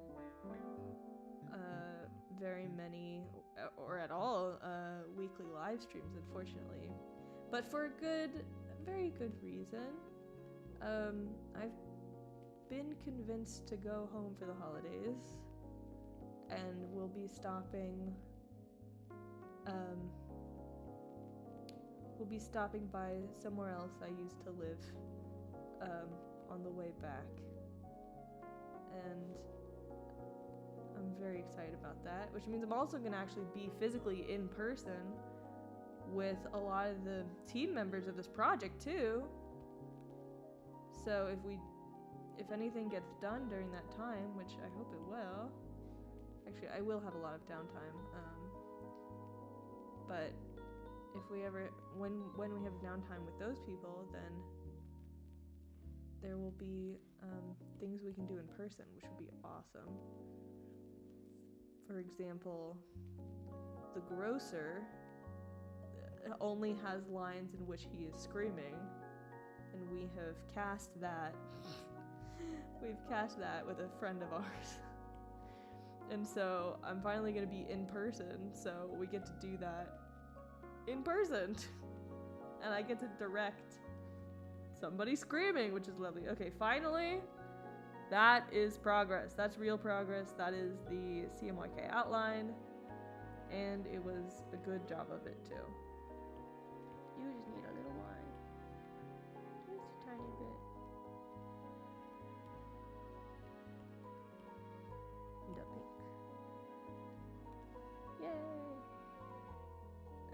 Yeah, I can go ahead. Well, I'll do that after. Okay, I'm gonna skip this one because I need to fix the sketch on that in general. Also, I realized today, she's caked up in this frame. She's really caked up. As she's screaming in writhing pain. You know, priorities. Fable said, it's always valid to not stream, gotta do whatever is best for you. Though, for the record, going home and seeing friends is absolutely worthwhile.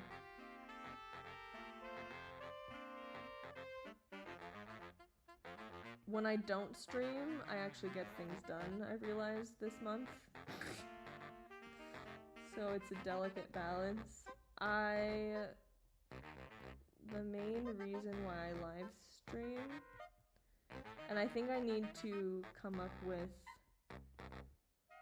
how do I say? Fable said, she may be in pain, but at least there's cake. I don't think Yamaleth is here today. No, I'm kidding. I was saying that, oh shit, what the fuck was I remember, but that's fine. Oh, right, yeah, that the reason I do live streaming is the community building. think I have to come up with other ways to community build, because being on a set schedule, the way that you kind of have to for live streaming and things like that, is not very in line with how I like to live my life, or like how I like to manage my time. That's what it is. And I think that having a community Discord will do a lot in that area, and there might be some surprises. There might be some surprises this Christmas. Or maybe I don't know. I don't know if I were to do. Babel said, if I were to stream without a schedule, I don't know, like as in if it was not weekly, would that work? I don't know, because that would kind of be ideal, because there's times when I'm like, oh man, I wish I was streaming, but I don't know, and then there's times when I'm like, oh, I have to stream, but this is really not a great time. People said, insert mandatory Discord plug here. I've got some secrets. I got some secrets. I'm making them less secret by saying the things I'm saying, but I got some secrets. Oh yeah. I gotta go back into Lola Scene 2 frames to make this CMY outline more more subtle, like the way that it is here. In fact, even this is too much a little bit. How's the music level, by the way? Is it good? I hope so. There we go. Nice, this is working. I work a lot in cafes, and I don't like having this frame up when I'm working, because I'm afraid people will see and then be like, what shit is she going through that she's drawing that? None of your business. I say as I divulge many personal details to the general public. Music's good, yay! Okay.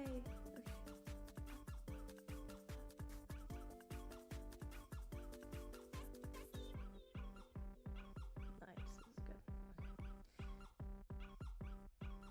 Let's say. I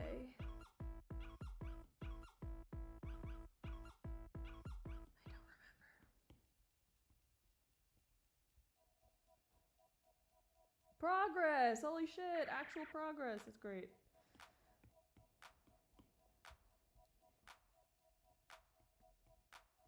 Oh yeah, I realized my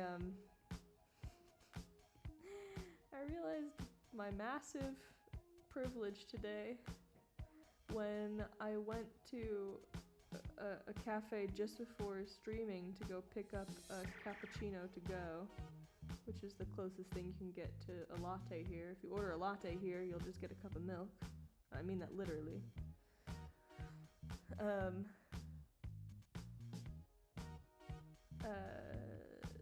Fable said, for what it's worth, if I saw someone working on this in public, I would think, one, that's freaking awesome, and two, I shouldn't say anything at all because that would be rude. That's very sweet. Italians are so... Socially, they're so interesting. They have a thing where they stare, like they just stare. I think this is also just a generally Southern European thing. I'm just bored 96. He says the rainbow outlines are so tasty. We like to eat here. We like to slurp it up. I like to stare. No one has stared at me for, well, no one stared at me for looking at this in which they could see the screen. And I always sit in a way where no one can see my screen, so I guess that is true. It's very strange. I'm not one to care about what other people think about me, especially in public. But it slips in from time to time. I realized my massive privilege today when I went to a cafe and got a cappuccino, and I thought they were ringing up my order, and so I saw the price on the como se llama?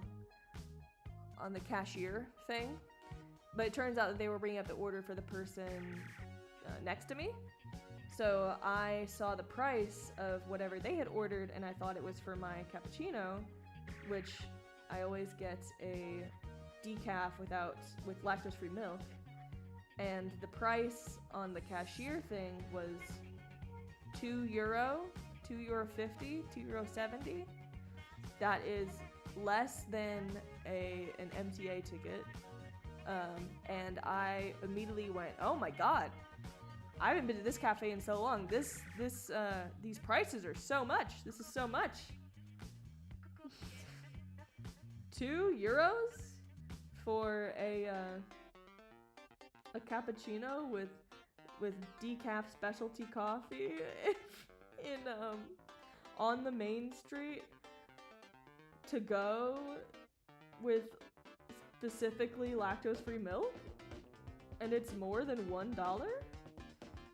That's crazy. And then I realized that was for the person beside me, and that mine was actually like €1, like 20 cents or something like that. And then I think about the fact that I want to move back to New York. And I'm like, I can buy 2 pizzas for what it costs to buy 1 boba in Manhattan. Am I really gonna trade this life? The outlines aren't outlining, it's very good. Yay. This one's missing blood, so it doesn't really make sense. But I will outline it anyway. I think I'll do the outlines for this and then call it a night. Yeah, maybe? I think so. Well, we'll see. Let's see how I feel. Ah.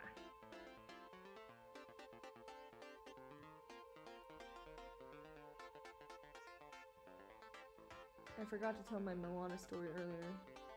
I think I tell this story too much. But it is a pretty good fucking story. And it's that while we're on the topic of, I guess we're not on the topic anymore, but of Hey from Moana. When I was at like a sophomore in college, I did a paper about the cultural, how do I frame this? It was a paper about the cultural appropriation and technically cultural preservation of the Moana movie through the lens of the soundtrack specifically. And it was a 30-page paper that it only had to be like 5 pages or whatever, and I ended up turning it in 4 months late. And the reason for this is because I simply got really hyper-focused, and it became my special interest to research this shit.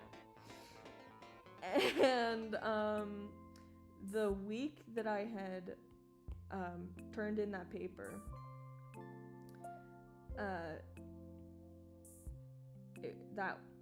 had turned it in on a Monday, and I got a text from a friend asking me if I was in New York, and I was.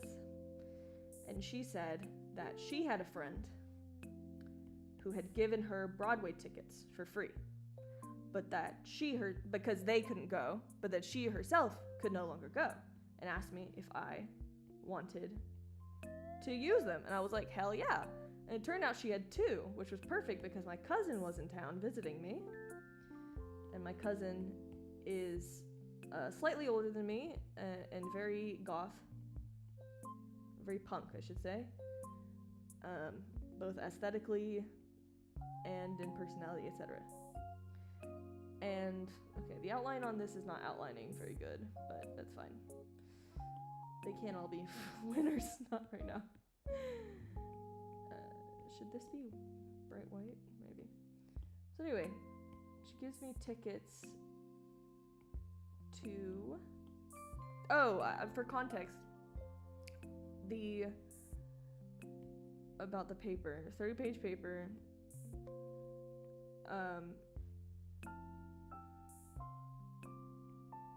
sorry, a 30-page paper. I sound like I'm proud of it. I was at the time. I don't know that I would be proud of it anymore, obviously. I mean, I'm a very different person, and the things I've learned since then are much bigger. So it was way more trying to sound smart and prove a point than qualitative research, but we're all young once. Anyway, so there were 3 soundtrack writers for the Moana movie. It was Lin-Manuel Miranda, Opataya Fo'ai, who is the only Polynesian person on that team, and then some orchestral writer whose name I don't remember, but it was for the typical orchestral compositions. But the main 2, right, of the songs that you sing and the ones that people know are Lin-Manuel Miranda and Opataya Fo'ai. And I spent a lot of that essay talking about how Lin-Manuel Miranda should not have been hired because he was an investment piece. He was a safe bet. It was all... the purpose of hiring him was his name and track record, right? First of all, a lot of Disney movies are built on the narrative structure of Broadway shows. Or of theater, I should say, musical theater. So that crossover makes a lot of sense. But the alternative, I should say, to hiring Lin-Manuel Miranda would have been to hire more Polynesian artists, which is something that they had failed to do at every step of the way. They had, on a team of 7 writers, they had 2 brothers who were Polynesian. Neither of the directors, basically a fraction of the production team, or the above the line production team were, I'm sorry, not above the line, of the production team that makes big creative decisions, I should say, were Polynesian. Which is not a shock. But what is a shock, or at least it was to me at the time, now it's not, they had,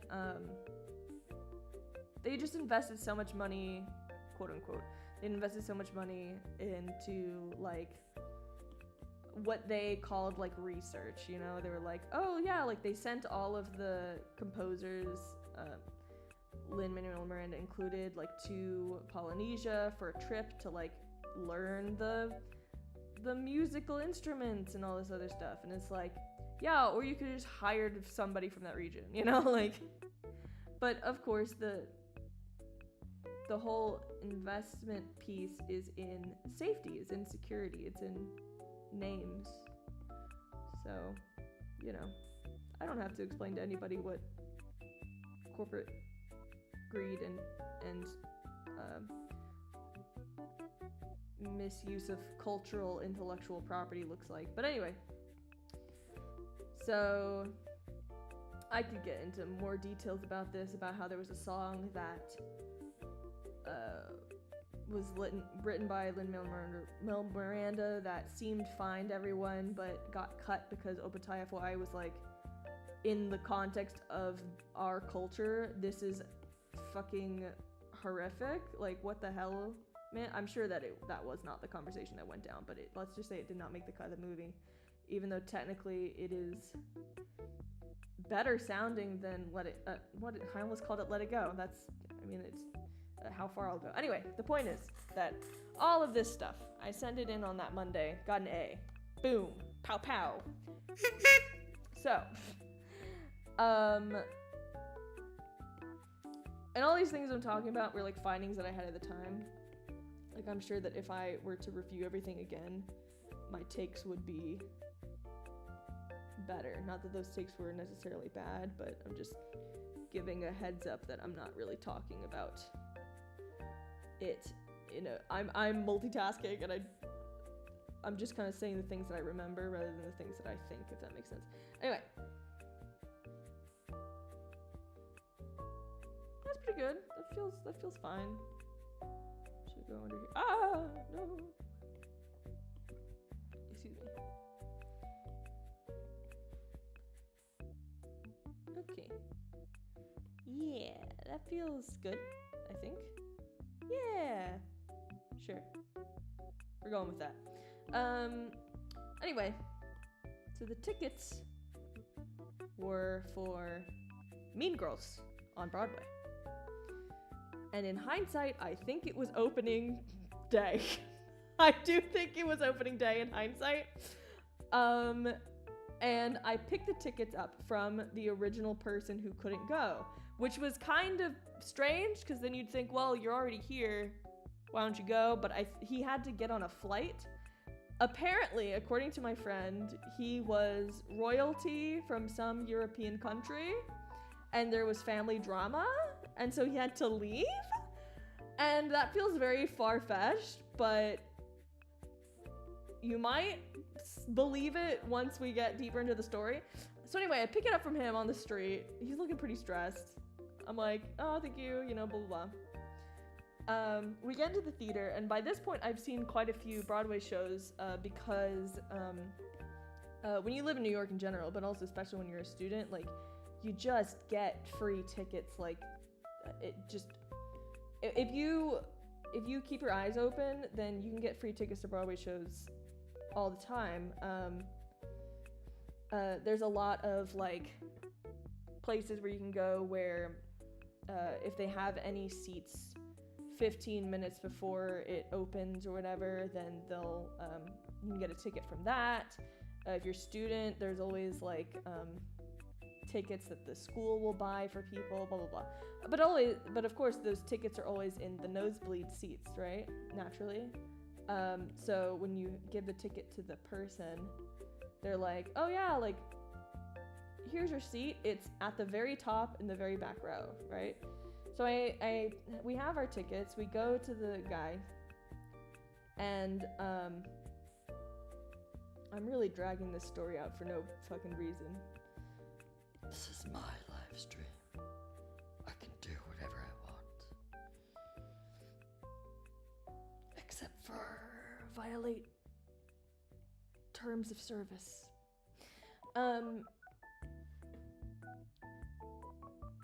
multitasking is really fucking hard, bro. So we hand the tickets to the usher. That's what they're called. And he's like, oh, go down. I'm like, go down? Girl, what do you mean, go down? Go down? Never gone down before. I've only ever gone up. So we go down, we give it to the next usher, and he's like, go down again. What? Where are our fucking seats? We are sitting in the third row of a Broadway show on what, in hindsight, I believe was opening week, or if not opening night. This was Mean Girls on Broadway. Anyway, my cousin is ahead of me. She, I fucking miss New York, bro. Free tickets to this shit. I love it. So my cousin is ahead of me, and there's two dudes sitting in the aisle, and there's two dudes sitting in the aisle, and they're not standing up to let us in, and she goes, because this is what she's like, can you move? In that exact tone and all that stuff, and I'm like, hell yeah.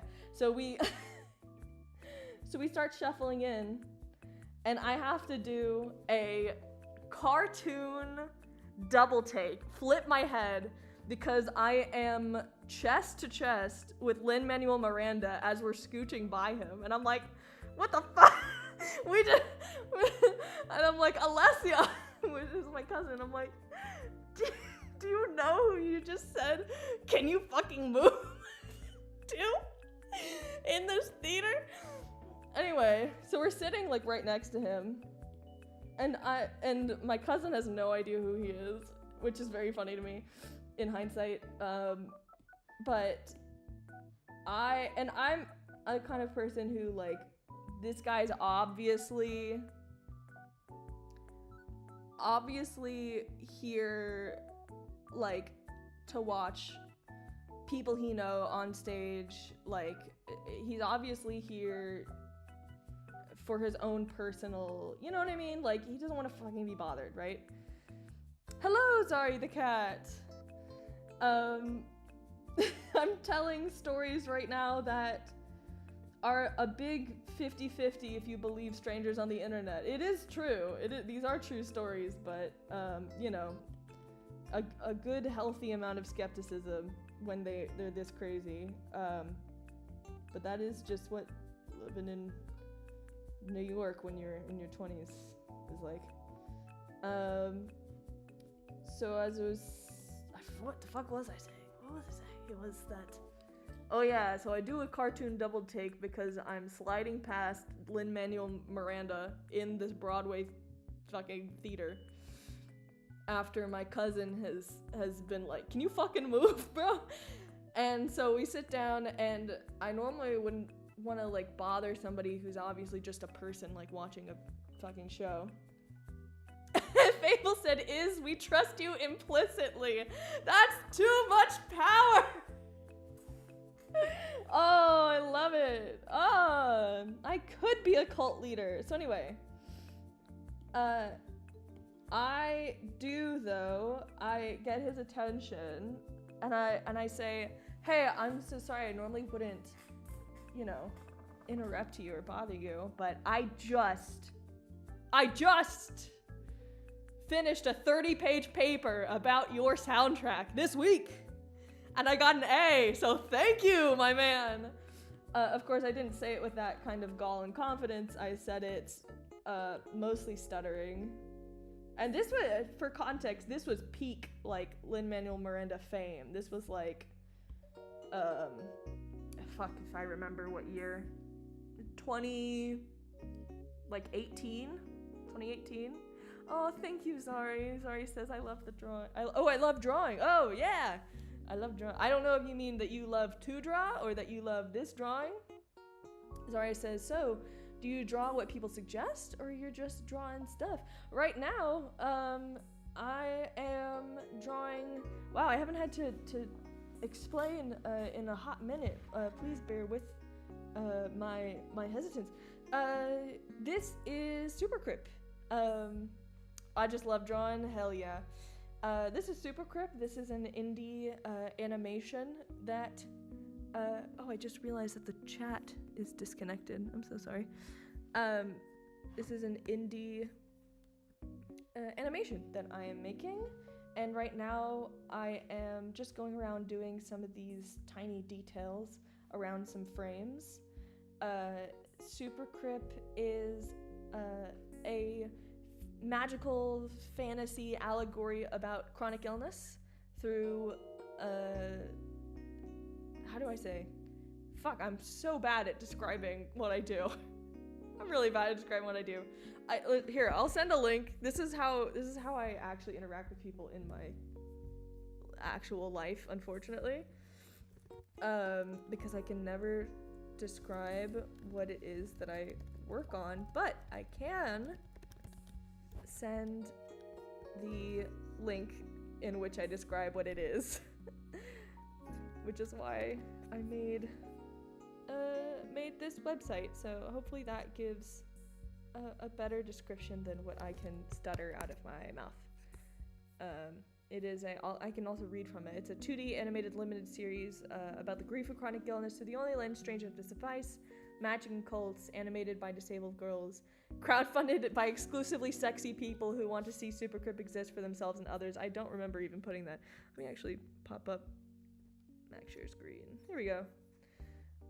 And made possible by an accessible production animatic style, which is what we're doing right now. It is a ransom letter to all the girls who didn't think they lived this long. that despite what we may have been told, our lives and sick, sometimes painful brains and bodies are still worth living. And here's some info about it. But that's the vibes. And here's who we're animating right now. This is Lola. Fable said, I have forced friends to listen while I describe Supercrypt to them? No fucking way. No way.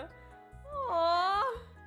Shit, I need you in my pocket, because I am particularly bad at describing it. I've been doing this for 6 years. You'd think I would get the gist at some point. Let me fix this chat overlay. Did that fix it? It did not. Let's see if I can. Ba, ba, ba. That really warms my heart, actually. Refresh cache of current page. Okay, does that work? Oh, why is it look like that? That's so, oh, did I? Okay. The custom CSS is a little broken right now. Oh, there we go, and we're back. Shit, that was broken this whole time. Oh well, that's fine. So, as I was saying, but to answer your questions, Ari, drawing stuff that people suggest, kind of. Honestly, kind of. We had, earlier, we had a box of, I was adding details to this poorly rendered, I'll go back and fix it, terracotta pot and this packet of candles, and, you know, it's like, what are we gonna put on there? I can't believe it's not terracotta, is the answer. So, sometimes, yeah. This is a very communal space, a very collaborative effort type thing. So if anyone ever has ideas, feel free to shout them out. Alright. At the moment, I'm trying to do the most brain dead things. Oh, right, I forgot to finish the story. The whole point of the story is that I told the guy, I said, hey, I just wrote a 30-page paper about your soundtrack, and I got an A, so thank you. And then he said one thing to me, and I blacked out. He gave a little polite chuckle, and he said, fuck, what did he say? Oh my god, I really did black out. He said, haha, I don't even think I wrote that much for the soundtrack. Or, like, you wrote more, yeah, I don't even think I wrote that much for the soundtrack. To which I also gave a polite chuckle. And now I have this story.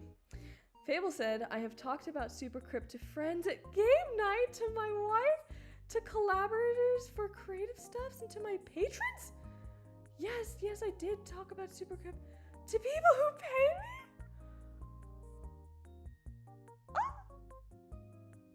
Oh my god. Oh, it's so strange to feel something that has been so individual for so long become an actual real physical substance that people that exists in other people's lives. It's so it makes bubbles in my heart. It makes bubbles in my stomach. They give me butterflies. Thank you so much for telling me that. Oh man, I know that the concept in my head of what I want to do is worth all of that. I really hope that maybe not now as I'm learning how to deliver on that, but I really hope that eventually, at least, I really deliver on the promise of what I am setting out to do, because that's, holy moly, thank you. That shit, that's crazy. Word of mouth, bro, word of mouth.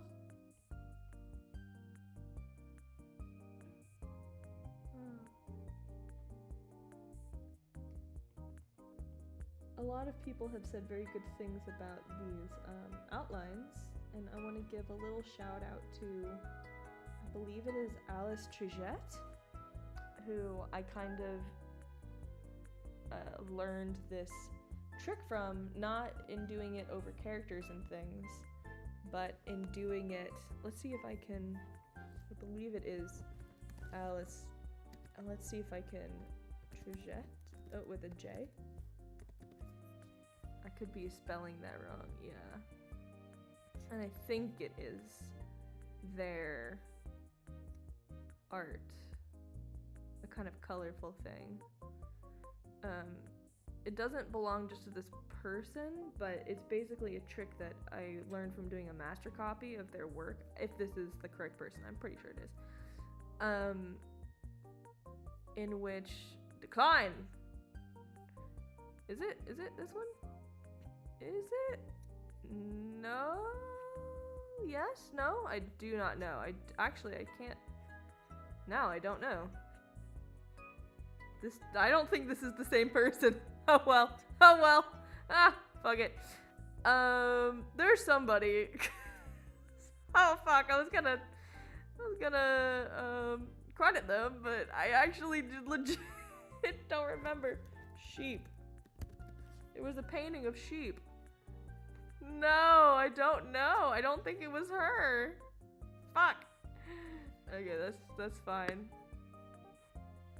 Well, that's okay. I'll find it at some point. Well, anyway, I did a master copy of somebody's painting of sheep, and in it they had a mountain. Oh, it just occurred to me that I've already told this to people. I think I did it in last live stream. But anyway, if you have some kind of barrier, if you just, and I'm doing it way too heavy-handedly, but the best effect is when it is just so subtle. That is phenomenal. It's a hyperchroma around the edges of barriers between light and shadow, and I'm kind of extending that into here, albeit poorly sometimes. It should be way more subtle. But I like to do this when I'm brain dead, because it's a pretty brain dead, or like monotonous task, and therefore I fuck it up more. So, you know.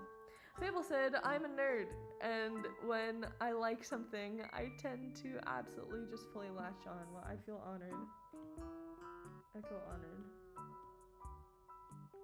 Alright, I think this is the last. Oh, get her butt. Get her ass. Sorry, Lola. Didn't mean to touch your butt. See, even that's too heavy-handed.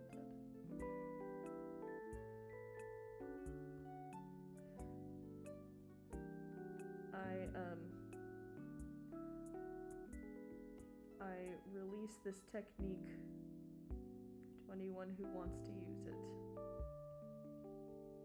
This belongs to the people now.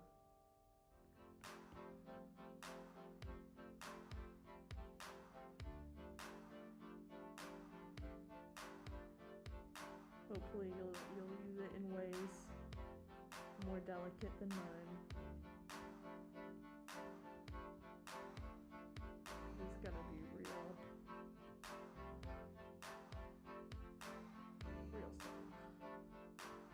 For it to work properly.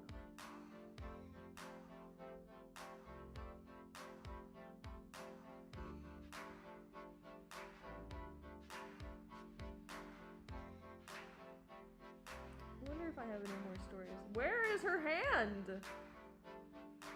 Where is your hand? Oh, there it is. Yeah. Oh, that was an overreaction, huh? I mean, I know for a fact I got a lot of stories, but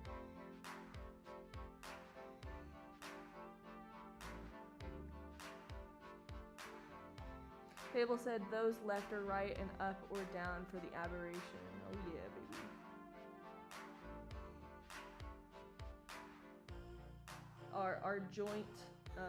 Our joint marriage to chromatic aberration. I haven't forgotten.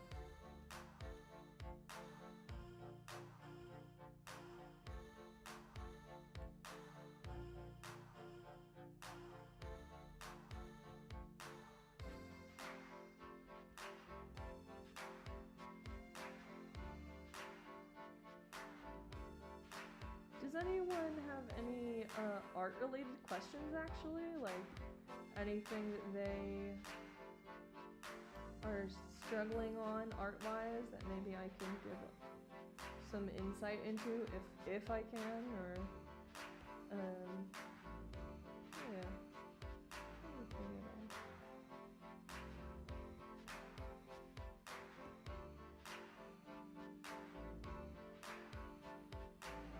As an Italian and a Leo, to not be filling you know, a lot of other things, to leave a space silent is something I should practice more, but currently trying to fill the void. I will never run out of things to talk about, honestly.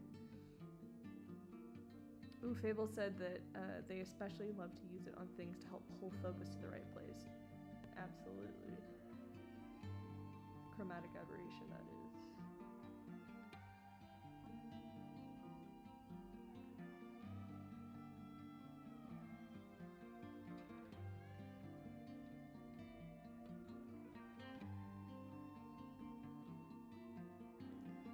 At these corner junctions, I like to make sure that the color before it continues, so that it is a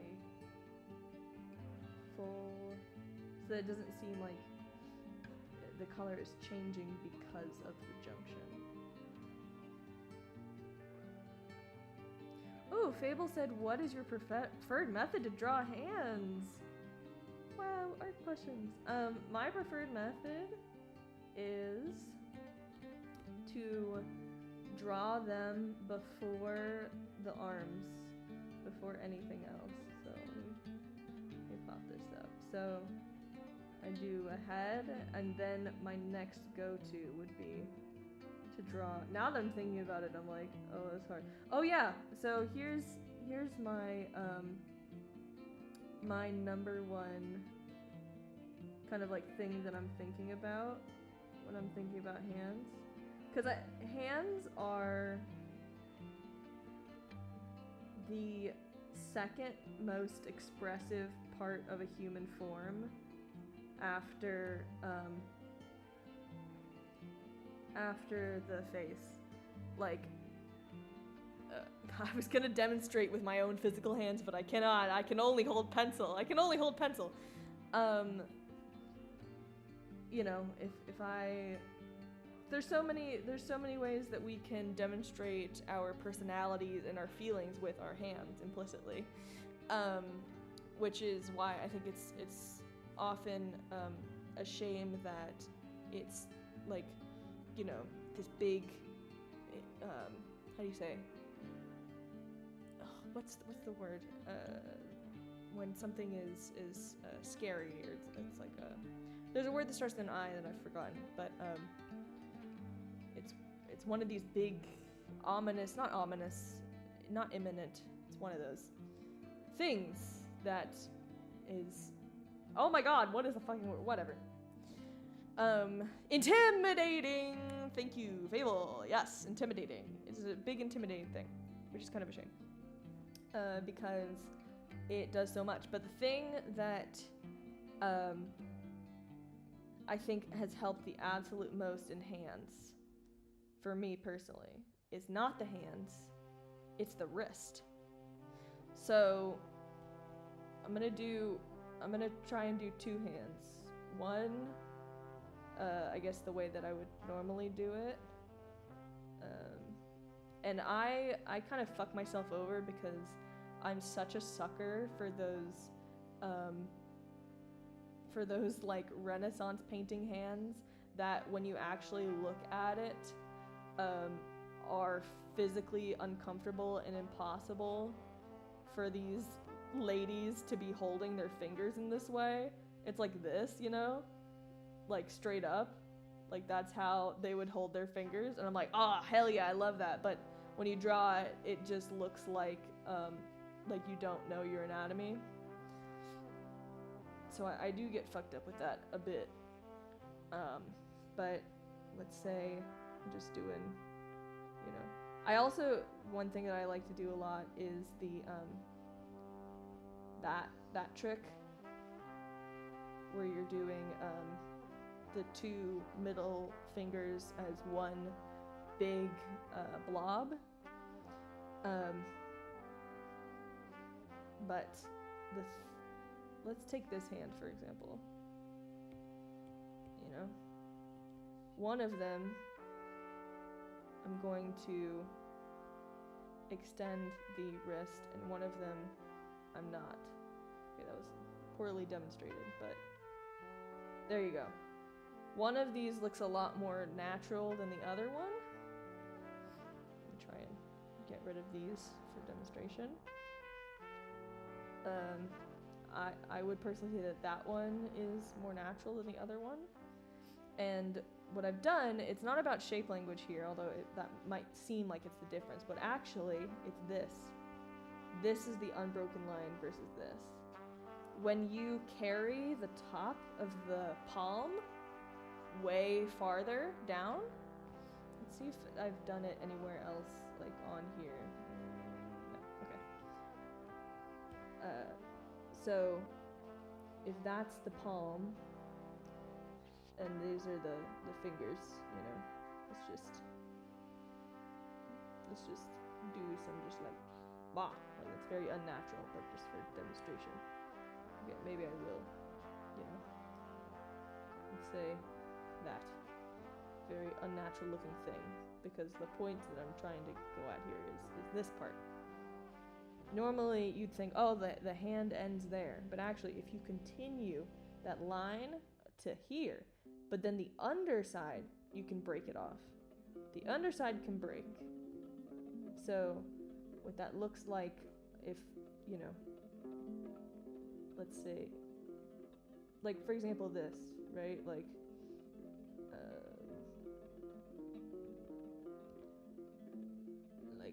blah blah blah, right? The hand going down. You see how if you were to actually straighten that out,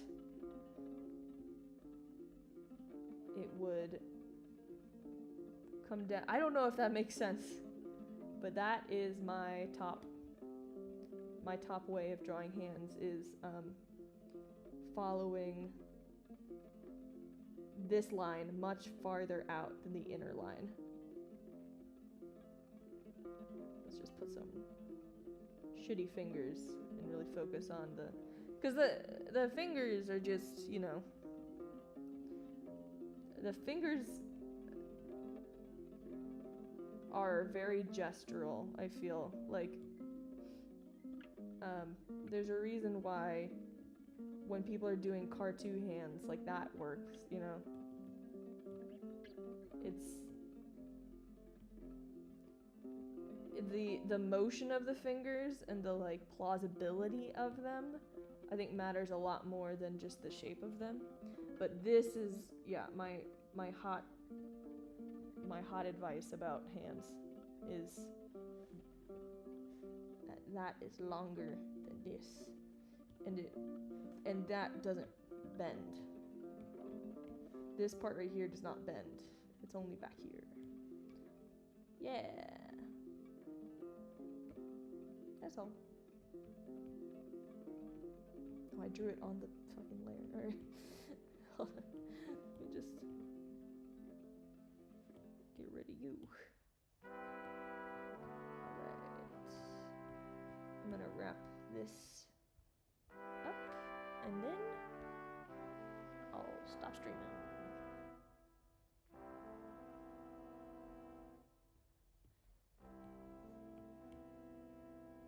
It was very, speaking of intimidating, it was pretty intimidating to like demonstrate something live, because even though I'm like, oh yeah, I know how to draw hands, the moment that you're like, but do I? Then you can't, and there's nothing that makes you go, but actually? Than being watched by people. You know how it is. But that was really good. I liked that. Oh, excuse me. I like that. I've realized that this blue is, because I put it over the pink. That's nice. You're erased. Okay, I think that is all for this. Okay.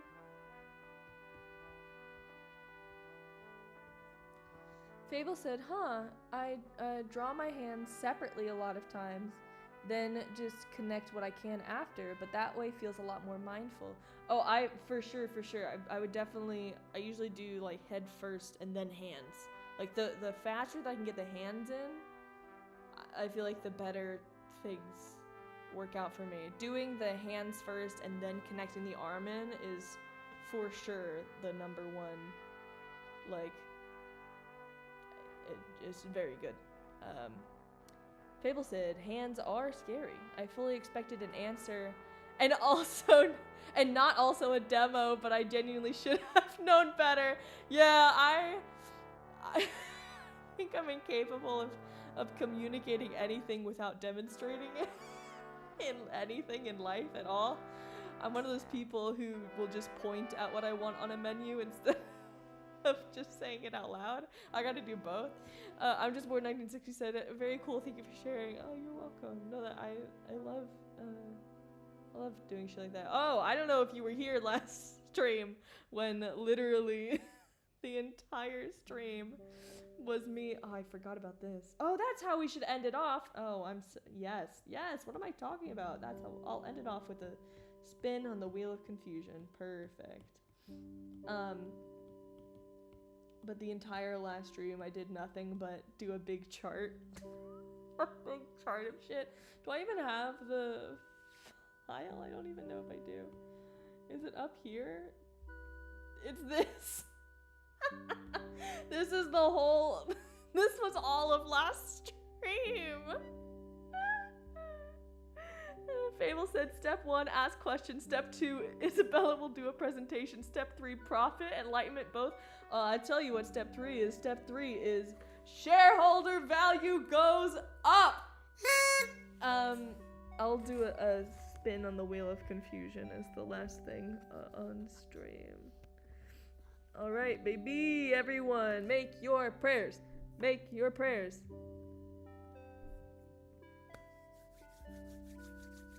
Let's go. It's okay. Almost. Oh. No.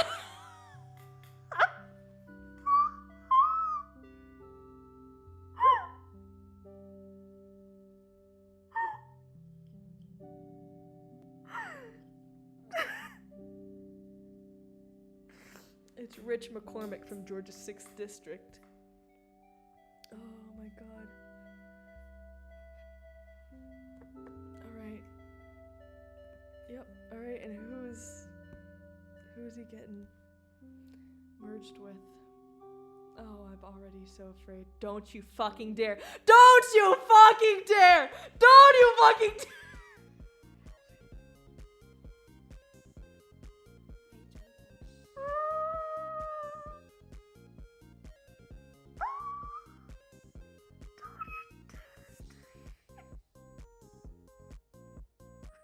The music is also sending me a stop. Stop. No. Stop.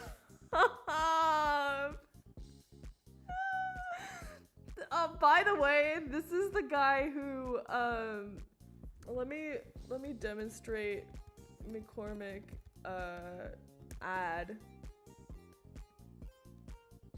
This is, first of all, this is the guy who had the very first town hall where everyone was booing him.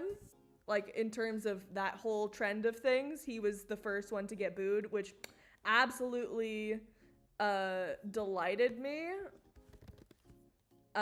He's also famous for having a campaign ad in which he's like shooting rifles and shit. Oh, I'm sorry. No, that was Brian Kemp. Excuse me. I have multiple enemies.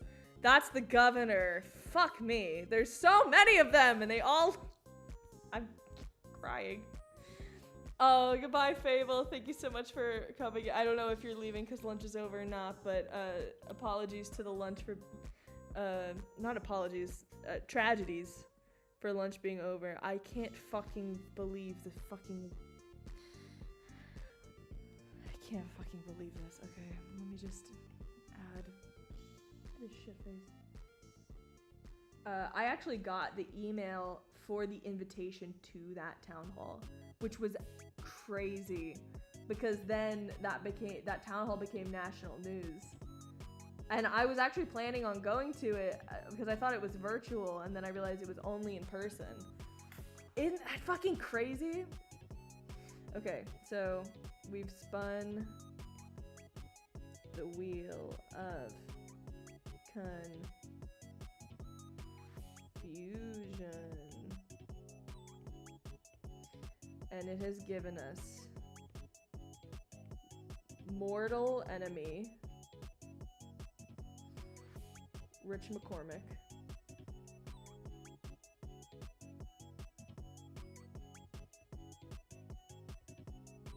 Georgia 6th District, and beloved Witch Lola. The Wheel of Confusion takes, and the Wheel of Confusion giveth. I'm crying. Okay, let me just get a reference for Witch Lola. That would be her.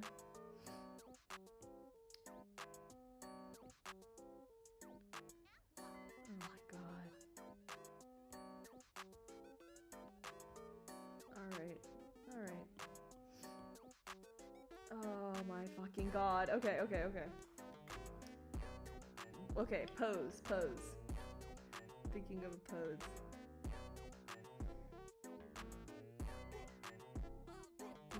Okay. I want to do his face head on because that's the reference photo I have. Do I even have him on the side? No, not really. Okay. Head on face. And then maybe I want to do full body. Like, maybe his head can be just turned and his body could be, okay, so like that. You know what, pretty similar to what I have on the left there. Oh, this stupid son of a bitch. Okay.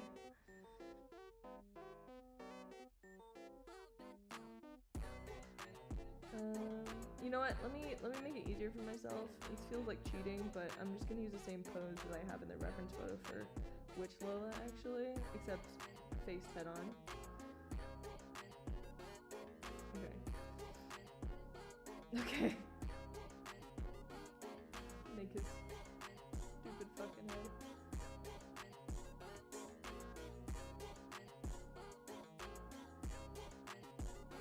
I hate this man. I know that's like, pretty fucking obvious, but it's just every time I see his face, I'm gonna be seeing his face a lot right now. Isn't it incredible that he will never know that this is being done to him? You know what I mean? Like, when you become a public figure in ed, you just gotta realize, like, there's gonna be shit about you that you can't even imagine. And I expect that also from myself. I'm sure there's, even though I do not have a following to any stretch of the imagination, I'm sure that somehow there's already Rule 34 about my style. Like, I haven't even shared story yet, but you can't underestimate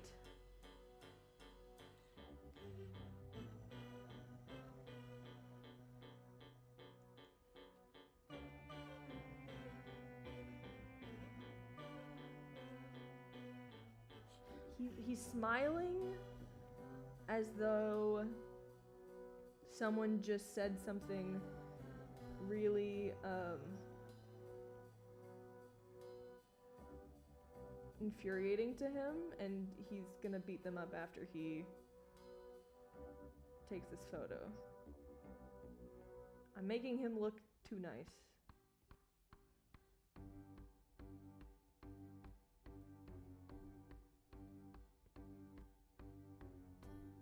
No. Okay.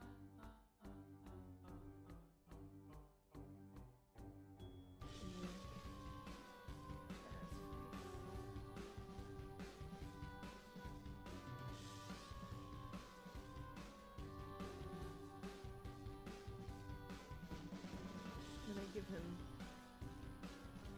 creepy blue eyes, like creepy as in like very light. In this black and white drawing, I might color it in.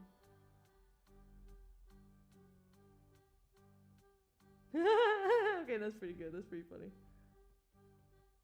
Gross feet. Oh yeah, we gotta give him the Lola lashes.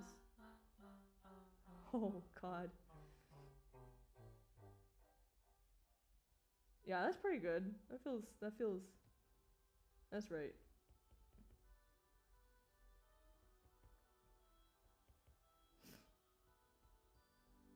Jesus Christ almighty. I feel like a caricature artist on a boardwalk.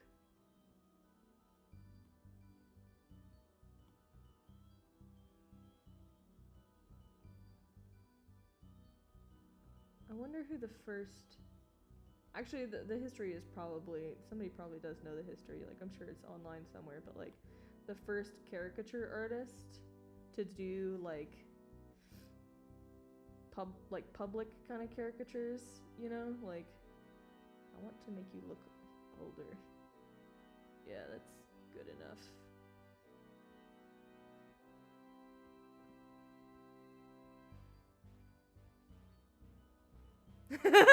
Thumbnail material. Thumbnail material. Wait, I'm screenshotting that. Okay, that's pretty good. Oh, sweet baby Jesus. Okay. You go away. You go away. Now.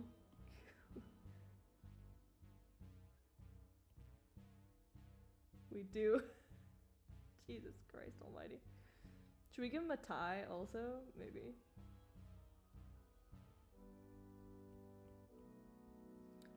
He's in like this kind of realistic style, so I think I'm gonna have to like carry that on. Also, okay. So she's wearing a cami, first of all. Okay, and then on top of that she has her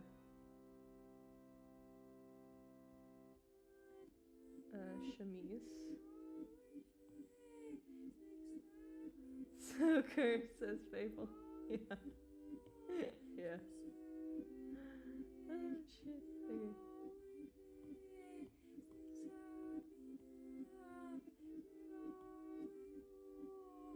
Okay, and then she's got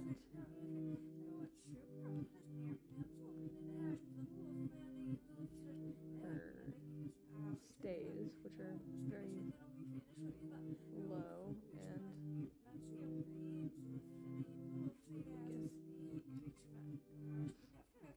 and then she's got her. This outfit is a traditional costume from where my grandmother is from in central Italy. He looks like he has no arms now, that's fine.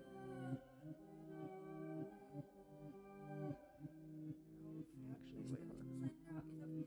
Curve ballet.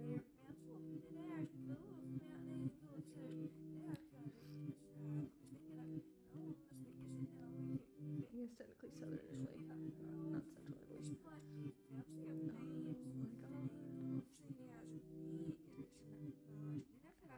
Oh my god. Why have I done this? We only have so many precious minutes on this earth. I'm giving him too much of the benefit of the doubt that he's jacked.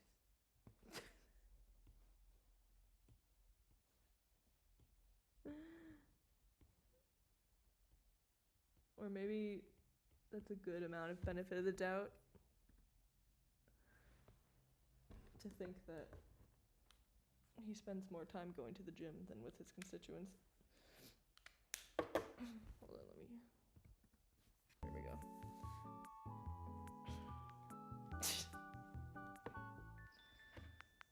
I think he does need a tie. Big fat Windsor nut. What the fuck it's called. And I think he also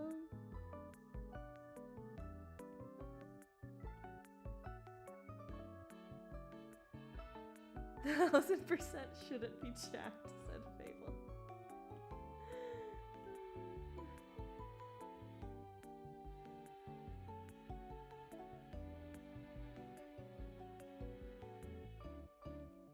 Oh yeah, because Lola has pearls, so I will give him a necktie instead of pearls.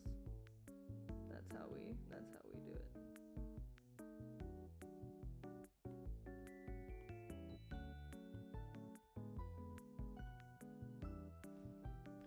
Oh my god, okay. Okay, yep, we're getting there. Okay, yeah, okay. So let me just, okay.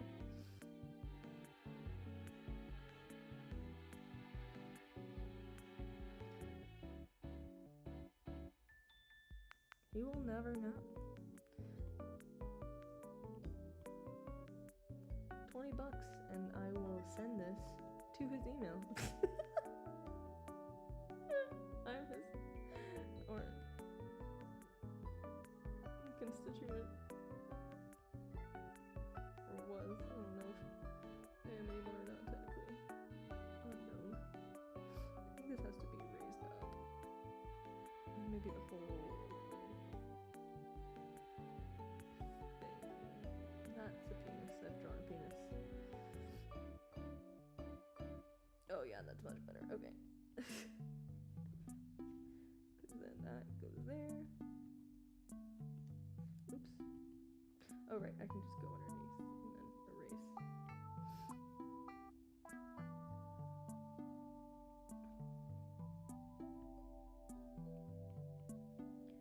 Jesus Christ. Okay. And then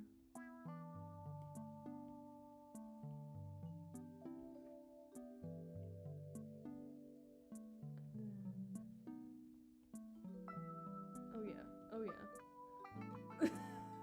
This is awful. This is awful. This is okay. Oh, I gotta use my thing too. I think I am gonna have to do this in color. Because there's a texture that goes on top for Wish Lola.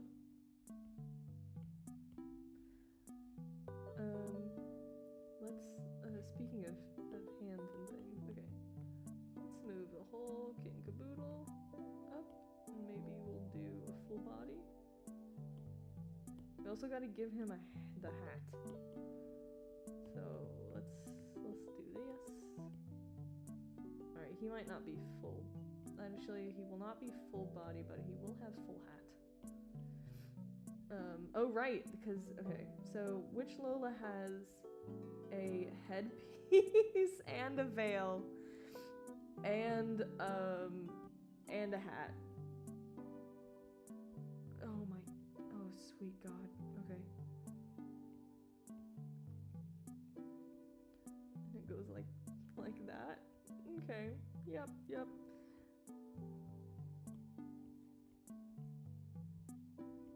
Oh my god. Fable said a question that's fully unrelated to anything, of course, but to help keep myself sane as I stare into the abyss of this, as I stare into the abyss that is this matchup. I'm assuming that a question is coming after this.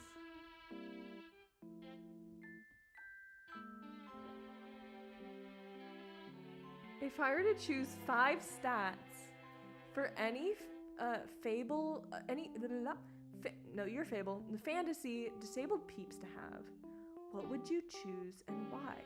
If I were to choose 5 stats for any Is this like a stat of like one that's specific to disability? Like I think one that I wouldn't choose, but like just as an example would be like spoons as like a stat. Also, I wonder if I can use the company card to buy bleach for my eyes. I do think that's actually on the budget. Yeah. Feel free. You're a shareholder here, so you can use the company card to buy whatever it is you need. You have my authorization. I'll give you a written document for the officialness of it, but you can go ahead and I'll reimburse you. Anyway, but the 5 stats. If I'm understanding the question, then I think that one of the stats would be maintenance. I think about there was maintenance specifically for accessibility aids. So wheelchair maintenance, cane maintenance, fucking holes in your compression stocks maintenance, like disability aid maintenance. Would that be a stat? I guess it would be like a tool proficiency. That's actually pretty funny, a tool proficiency. I'm just voicing bleach budget. Hell yeah, drink up, friends. I love that. Like the people that I've attracted here get it. They get it. Oh shit. I got stats. I'm thinking about things that get depleted, but I guess a stat would be how good you are at something, right? Masking would be one of them. Masking would definitely be a fucking stat. A charisma-related stat. Fable said, look, I want to make a TTRPG for this, LOL, even if I am the only one who plays. I promise you, you will not be the only one who plays if you make a TTRPG of this. I only wish that I had, you know what, we're gonna do, oops, please, Rich McCormick. I'm, at some point, I'm very excited to do this. I just want to fix up the script a little bit first before I do it, but I do want to do a reading of the script on stream with everybody, where, you know, we have a big communal Google Doc and stuff like that. So at that point, people will actually know what the story is, because by now there's only been really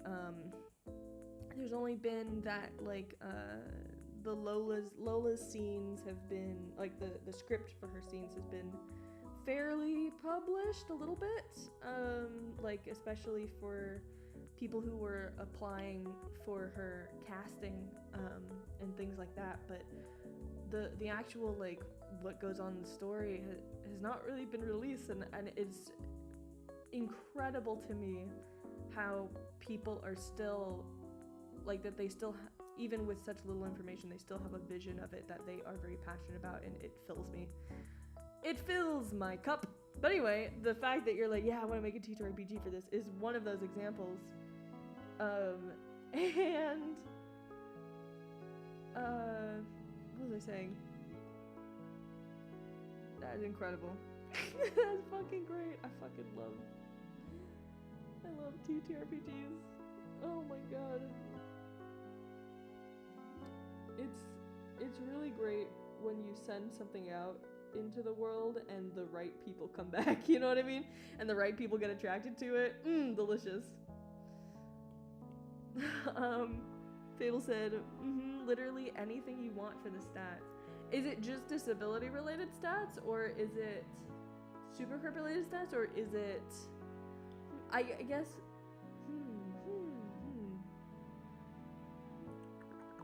I'm thinking.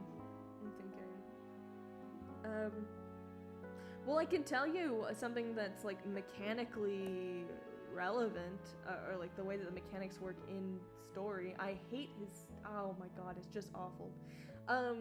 Which is that there are, and I guess this is somewhat a spoiler, but not really, but like Lola is not the only one that has for lack of a better word, powers or magical things put upon them. The way that the powers or magic, I should say, works is, oh my god, I'm just gonna have to let's just, okay, thank you, is the same way that chronic conditions work, which is predisposition. I'm demonstrating again. Disposition plus event, or stress event, I'll call, that creates condition. So, like, for me, for example, with like some of my like kidney stuff, I had the predisposition of having fucked kidneys as a baby, as a child, and then the stress event of a UTI that was not taken care, or how do I say it? It was not healed, unmedicated, that's what it was. Unmedicated UTI that lasted too long, which then created a big old chronic illness after that required surgery, right? So like, a lot of chronic conditions follow under this kind of situation where you're kind of genetically, or not genetically, like, yeah, wait, that is the right word, where you're predisposed biologically or physically to something, and then you have a stress event, and then the condition follows. Obviously, not everything is like that. I don't even know that most things are like that, but a lot of things are. And so, and this stress event could just take something that already exists and makes it worse to the point of being a chronic condition. Anyway, there is a predisposition that not everybody has for this magic. And it is related to the cult. So these, to not get into lore stuff yet, or like, not because I don't want to spoil it, but because this stream will last another 2 hours. But these are descendants. So just imagine a small group of people, not related, who then had children, who then had children, who then had children. So now you have a population who are predisposed to this magic stuff. And then there's a stress event, and that is actually, in this world, is having a chronic condition. So like, I'll use depression as an example for this because it's a good example. And then it leads to the condition, in our case, to the magic, which is not controllable, uncontrollable. It has all of the same properties that a chronic illness has. It's uncontrollable. It is, in terms of when it goes off, like episodes, uncontrollable. Manageable, like you can manage it. It's sometimes like curable and stuff, but mainly it's about management, and management through like mundane action, honestly, like taking medication or physical therapy, etc., etc. So if you take depression as an example, but the way that this magic manifests is it manifests as a kind of like metaphor for whatever the chronic illness is. So for the example of depression, you would, if you were somebody who was a descendant who then got depression, then you would find that you suck out all of the energy out of the space around you. As in, like, if you're in a room, the room suddenly gets very cold. That's the, oh, Jesus.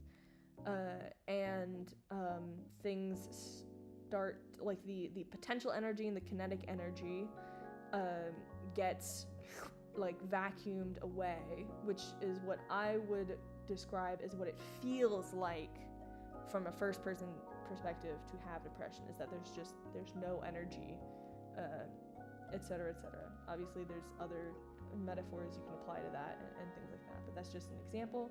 So, for example, for Lola's, she has OSDD, 1B, baby, And the whatchamacallit? Right, and for context of what that is, it's dissociative. It's a subtype of dissociative identity disorder. So the best way I could describe it is it's the thing that used to be called like split personalities, etc., etc. But obviously a lot more nuanced than that. But basically, it's when, a very, very short description, trauma happens, and the way that your body protects itself is that it kind of divides into roles. And these roles often, in my experience at least, tend to follow like a fight, flight, freeze response. Like you might have one that is very immune to stress, you know, or you might have one that is like Witch Lola is that kind of thing. You might have one that has a philosophy of like nothing bad can happen if nothing good happens, and just tries to stay in the middle road. Like these are things that are trying to take care of you, etc. And the way that the magic manifests in that is that it's real. So what happens inside of one's head during OSDD1B, or like what happens to them, I should say, their individual experience, is now visible from the outside. So like when Lola Prime switches into Witch Lola, everyone can see that she is now wearing this outfit, right?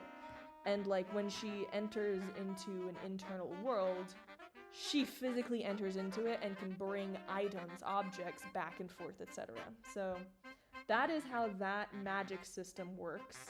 And for Heidi, for example, who has, I believe, POTS. It's kind. I say that with an asterisk because it's changed quite a few times. Which is ironic because it kind of follows my own condition, and I don't even have a diagnosis for myself, so, you know. But let's say we have POTS in here. So she has uncontrollable telekinesis, which, I don't know how to spell telekinesis, which kind of partners along the feeling of like control over your own body and all of these things, and you know, you get it. But also, most importantly, I should not have erased telekinesis. Like if she takes magnesium, or not magnesium, like electrolytes,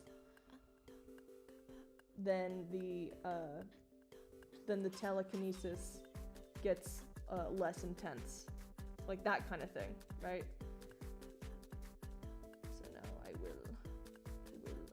Did I do this on a separate layer? Yes, thank God. Fable said. Oh, there's a lot of messages that I've missed in my demonstration. Oh shit, hold on one second. Oh, he's back. I'm just bored said, passion in part due to the excellent charisma of our glorious not cult leader. Fable said, I mean, ideally super crypt-related. I'd probs make it with Fable Doom, so the skills can be anything at all, really. I'm pretty sure that's actually said in the stuff on the site, too. Oh, yeah, about the powers. I think Heidi is said to have powers crop up on the site. Yeah. Fable said, this might be dumb to ask, and feel free to absolutely shut this down. Do you have a lore doc? Might make the dev process easier. Telekinesis spelled correctly. Might have a lore doc. I have. You want to see something? You want to see something? You're not gonna like it. Hold on. Oh, fuck you, it's recording. Oh wait, I'm not gonna be logged in. Shit. Will it simply log me in? Why does it say AI? There was never AI before. If I do this, will it? Okay, hold on. Okay. Let me just make sure that I'm not leaking anything. I don't have necessarily a lore document, but I do have lore barf, etc. I have, oh my gosh, please. It's loading. I have, oh my god. I have this, which you can't tell how, oh yeah, now you can kind of tell how detailed and large this board is. Each of these tiny little things is like paragraphs and paragraphs. It's and then we have a scrap board. We also have this is the zone of banishment, which is where I send things. This is very old, but it's where I used to send things when I felt not good about my work. Every time you doubt yourself, some shithead named Michael gets $1 richer. Don't let this fuck win. And on the alternative side, we have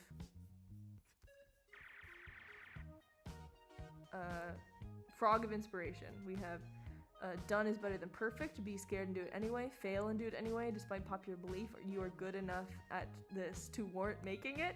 We're not looking for perfection. We're looking for good times. If the Aquaman movie could be that bad and exist, so can this. I don't even remember writing that. I'm crying. It's so funny. Oh, it's funny. Fable said, "Hey, I will take anything over nothing." Let me get back to you on that. I could probably. My brain is shutting down now. I think I have to stop pretty soon. I will finish this rich, stupid McCormick drawing. Oh my god, he's just so awful. Oh, it's just the worst. It's just the worst. The hat, by the way, floats above his head. I would love to provide you some materials. I'm sure that there's something I can provide to you. I have to think about what that would be. You can also let me know what information would be best to have. I think that's the best way to do it. You could probably email me. Although, I never reply to my emails, so we will figure it out. You can at least start with emailing me. Fable said, besides, I don't know if you've gotten a chance to look at Fable Doom. I don't expect you have. I have, anachronistic save to my episodes on Spotify, so I am very excited to, and I listened to the preview, I think, so I'm very excited about that. But I forgot about Fable Doom. That's your TTRPG system, right? Oh my god, wait, holy shit, wait, this is not what I thought it was at all. Hold on, Fable Doom on stream. Oh my god! Oh, it's got very positive reviews. Wait, Fable, did you make this? Fable! Fable! Wait, I don't expect you to have any. It's fully made to infinitely customize and grow. I wouldn't have made a system like this if I wasn't insane. Welcome to the company. I'm just bored, said bars. Wait. Oh no, Fable Dumb. Okay, no, I'm looking at something different. Fable Doom. Okay, no. I found it. Fable Doom.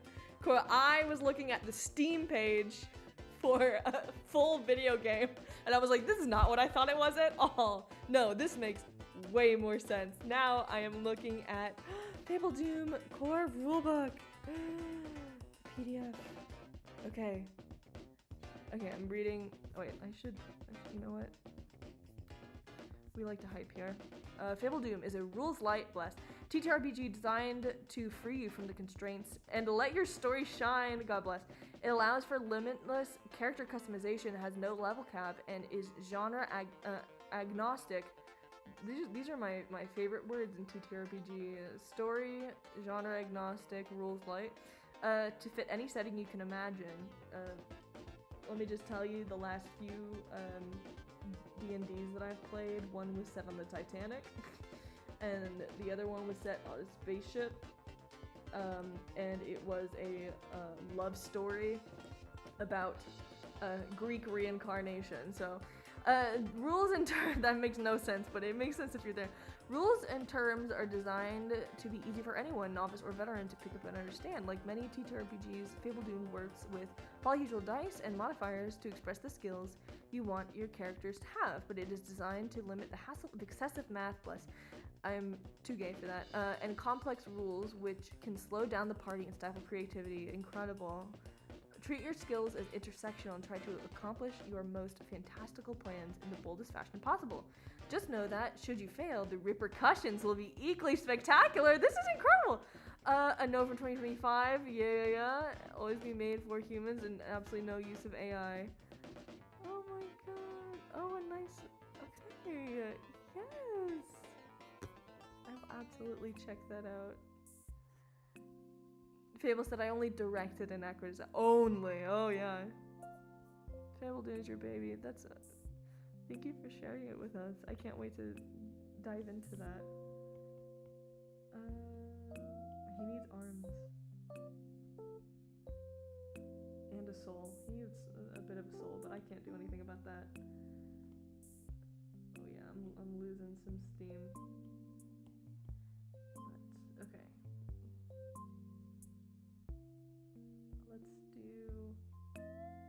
You know what, let's have him, this dress is not very, it's not doing it for me. Let's have him holding up his dress.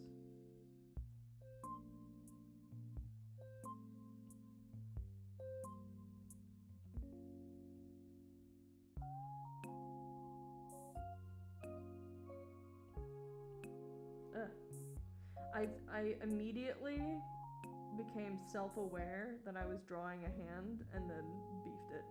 If I'm not thinking, then it's much better. Let me redo that. It's also at the wrong angle, so...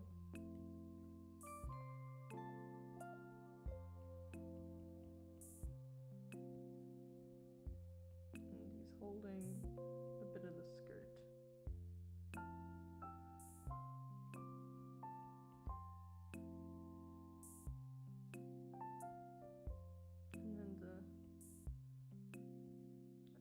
Goes. Oh yeah, much better. And then now I can get more dynamic in there, and he can be holding his wand, or maybe I give him a nice delicate arm here, or both.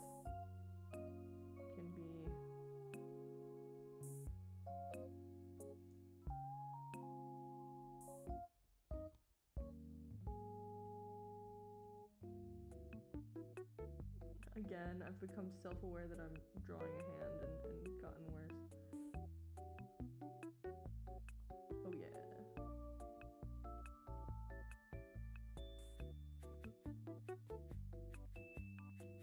This is not good. I will undo. Fable said, would it be easier for me to start making a game in Google Doc and send a link over something like Insta instead of email? Yeah, sure. I'd rather send stuff over whichever way is easiest. My brain is completely shut down at the moment, unfortunately. I genuinely cannot think anymore. Google Doc sounds lovely, and I think email is better than Instagram. I do have an actual lock on the Instagram. I'm only allowed to use it for a certain number of hours or minutes a day.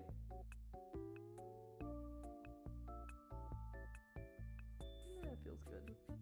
And once again, we have an example of extending that wrist out.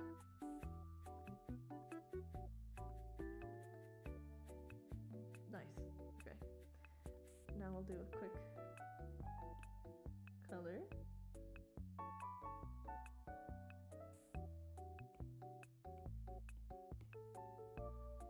Ooh, getting tired.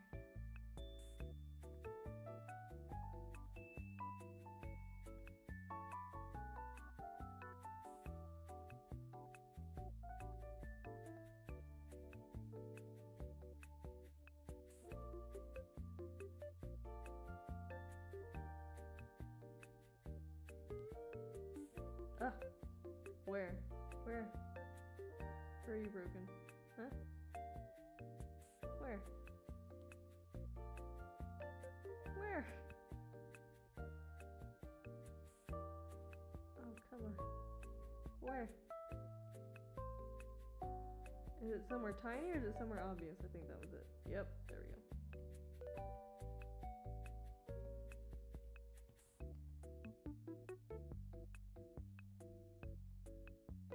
Nice. Nice. That sounds lovely, Fable.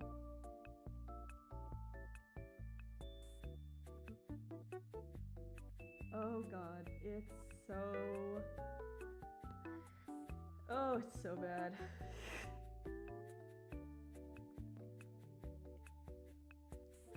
Oh, wait. Alpha lock, there we go.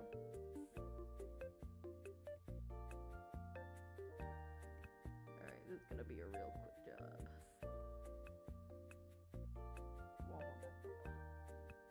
Wappa.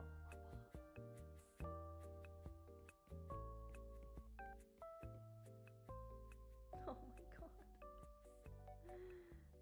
Killing me. I will... I drop select the color of his tie. I think it was brighter than that, didn't it? Oh, it's awful.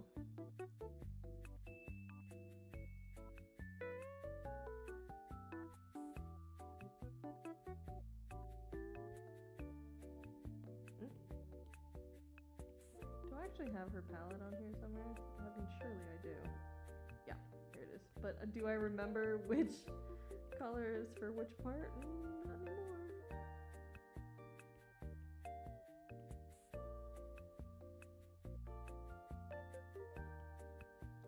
Just guess.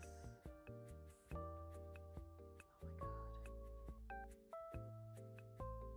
my god. The fact that I know that he would hate this is the part that's keeping me going. Oh, I colored it wrong. Then it's this for the outline. There we go. And then that's for the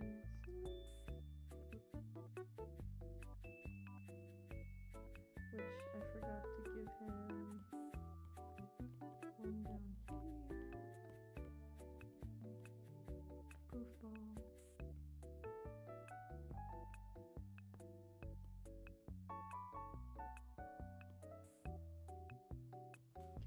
And then let's do a quick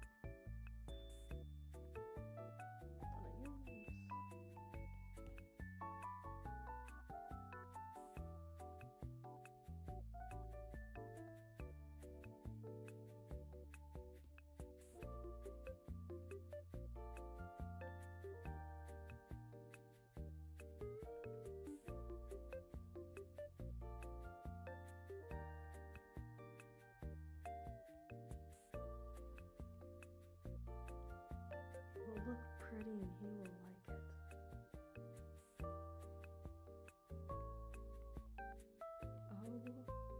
Oh god, it's so bad. Okay, that's pretty good.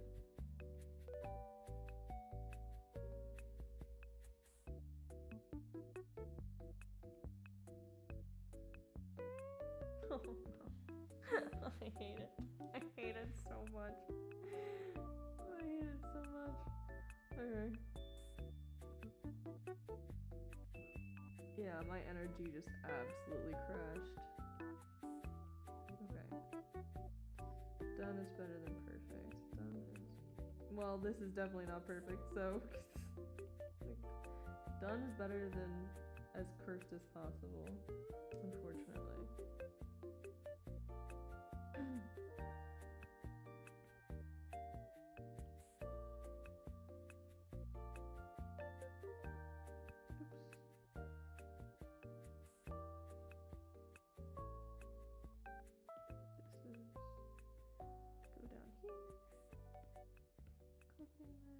There we go. Oh. my god. It just occurred to me that I gave him Lila's skin color. Oh my god. Why is that worse? Why is this so worse?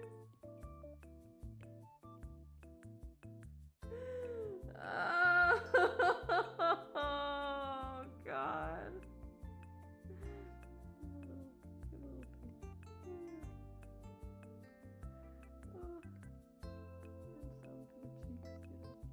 Oh no, it's the wrong color, it's the wrong color. It's the wrong color, it needs to be darker. Oh my god, please.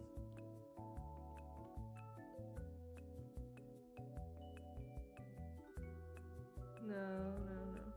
I was just trying to like literally give him more life in the face. Yeah, that's unfortunately what we're going for sure. Then he needs these blue eyes. Oh, I don't like it. I don't like it. I guess it should be more gray the way that blue eyes actually are, but oh, that's awful. You know what? No. Maybe just a little bit.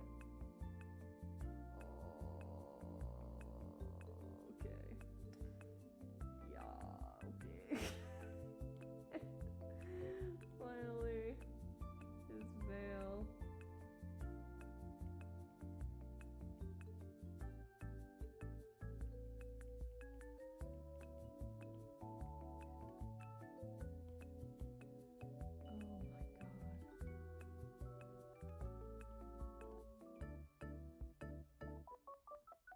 Here's the thing though, we're not even done. Cause I gotta add his thing on there. If I can find it, wait, let me find, I think. Should be, that's pretty zoomed in. Over here. Yeah, I like that. Where is it? Okay, that one's bent out of shape. Let's find one. Yep, here it is. Copy. Oh, you can see it from the thumbnail. Paste. Oh, okay. No.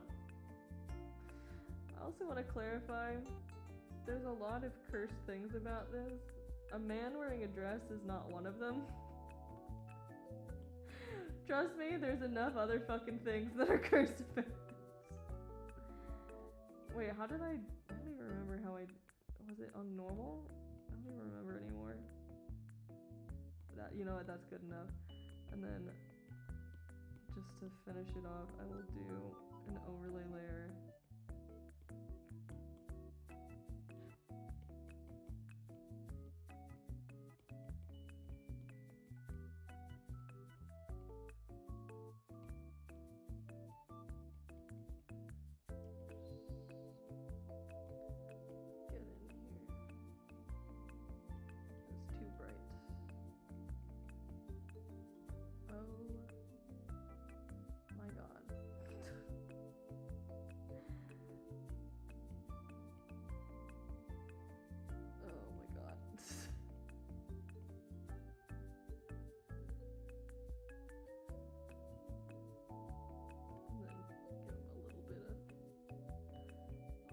Brightness back. Oh my god. This is on overlay, right? What does it not look like?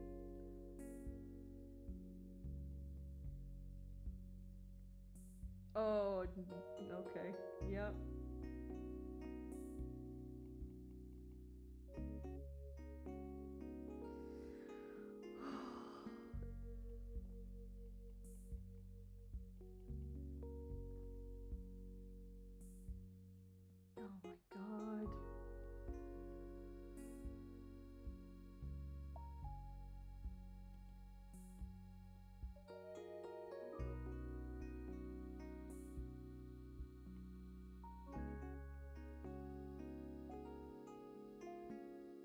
Okay.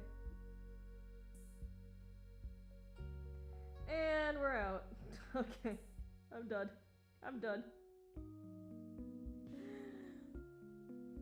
He doesn't have a...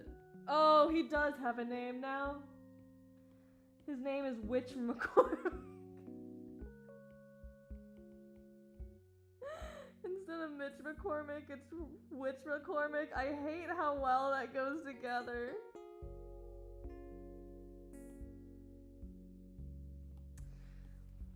Ladies and gentlemen. Wait, oh, shit. Wait, I forgot about this again. I keep doing that. That is not good. I really need to remind myself. Let me just quickly do this. And send this to myself.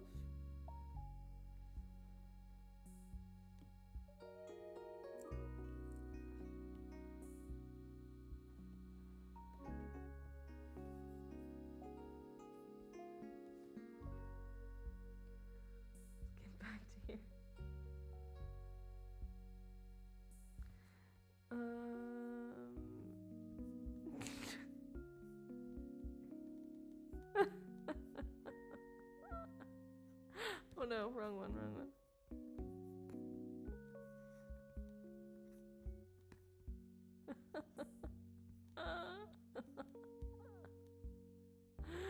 Oh wait, they look so good next to each other. I hate that. Oh, they look so good next to each other. Oh shit, wait, did I move my iPad on accident? I did. That's fine. I'll just pop it back. There we go.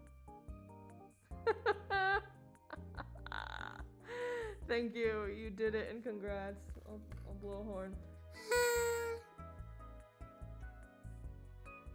Alright, everyone. Oh, it's so awful!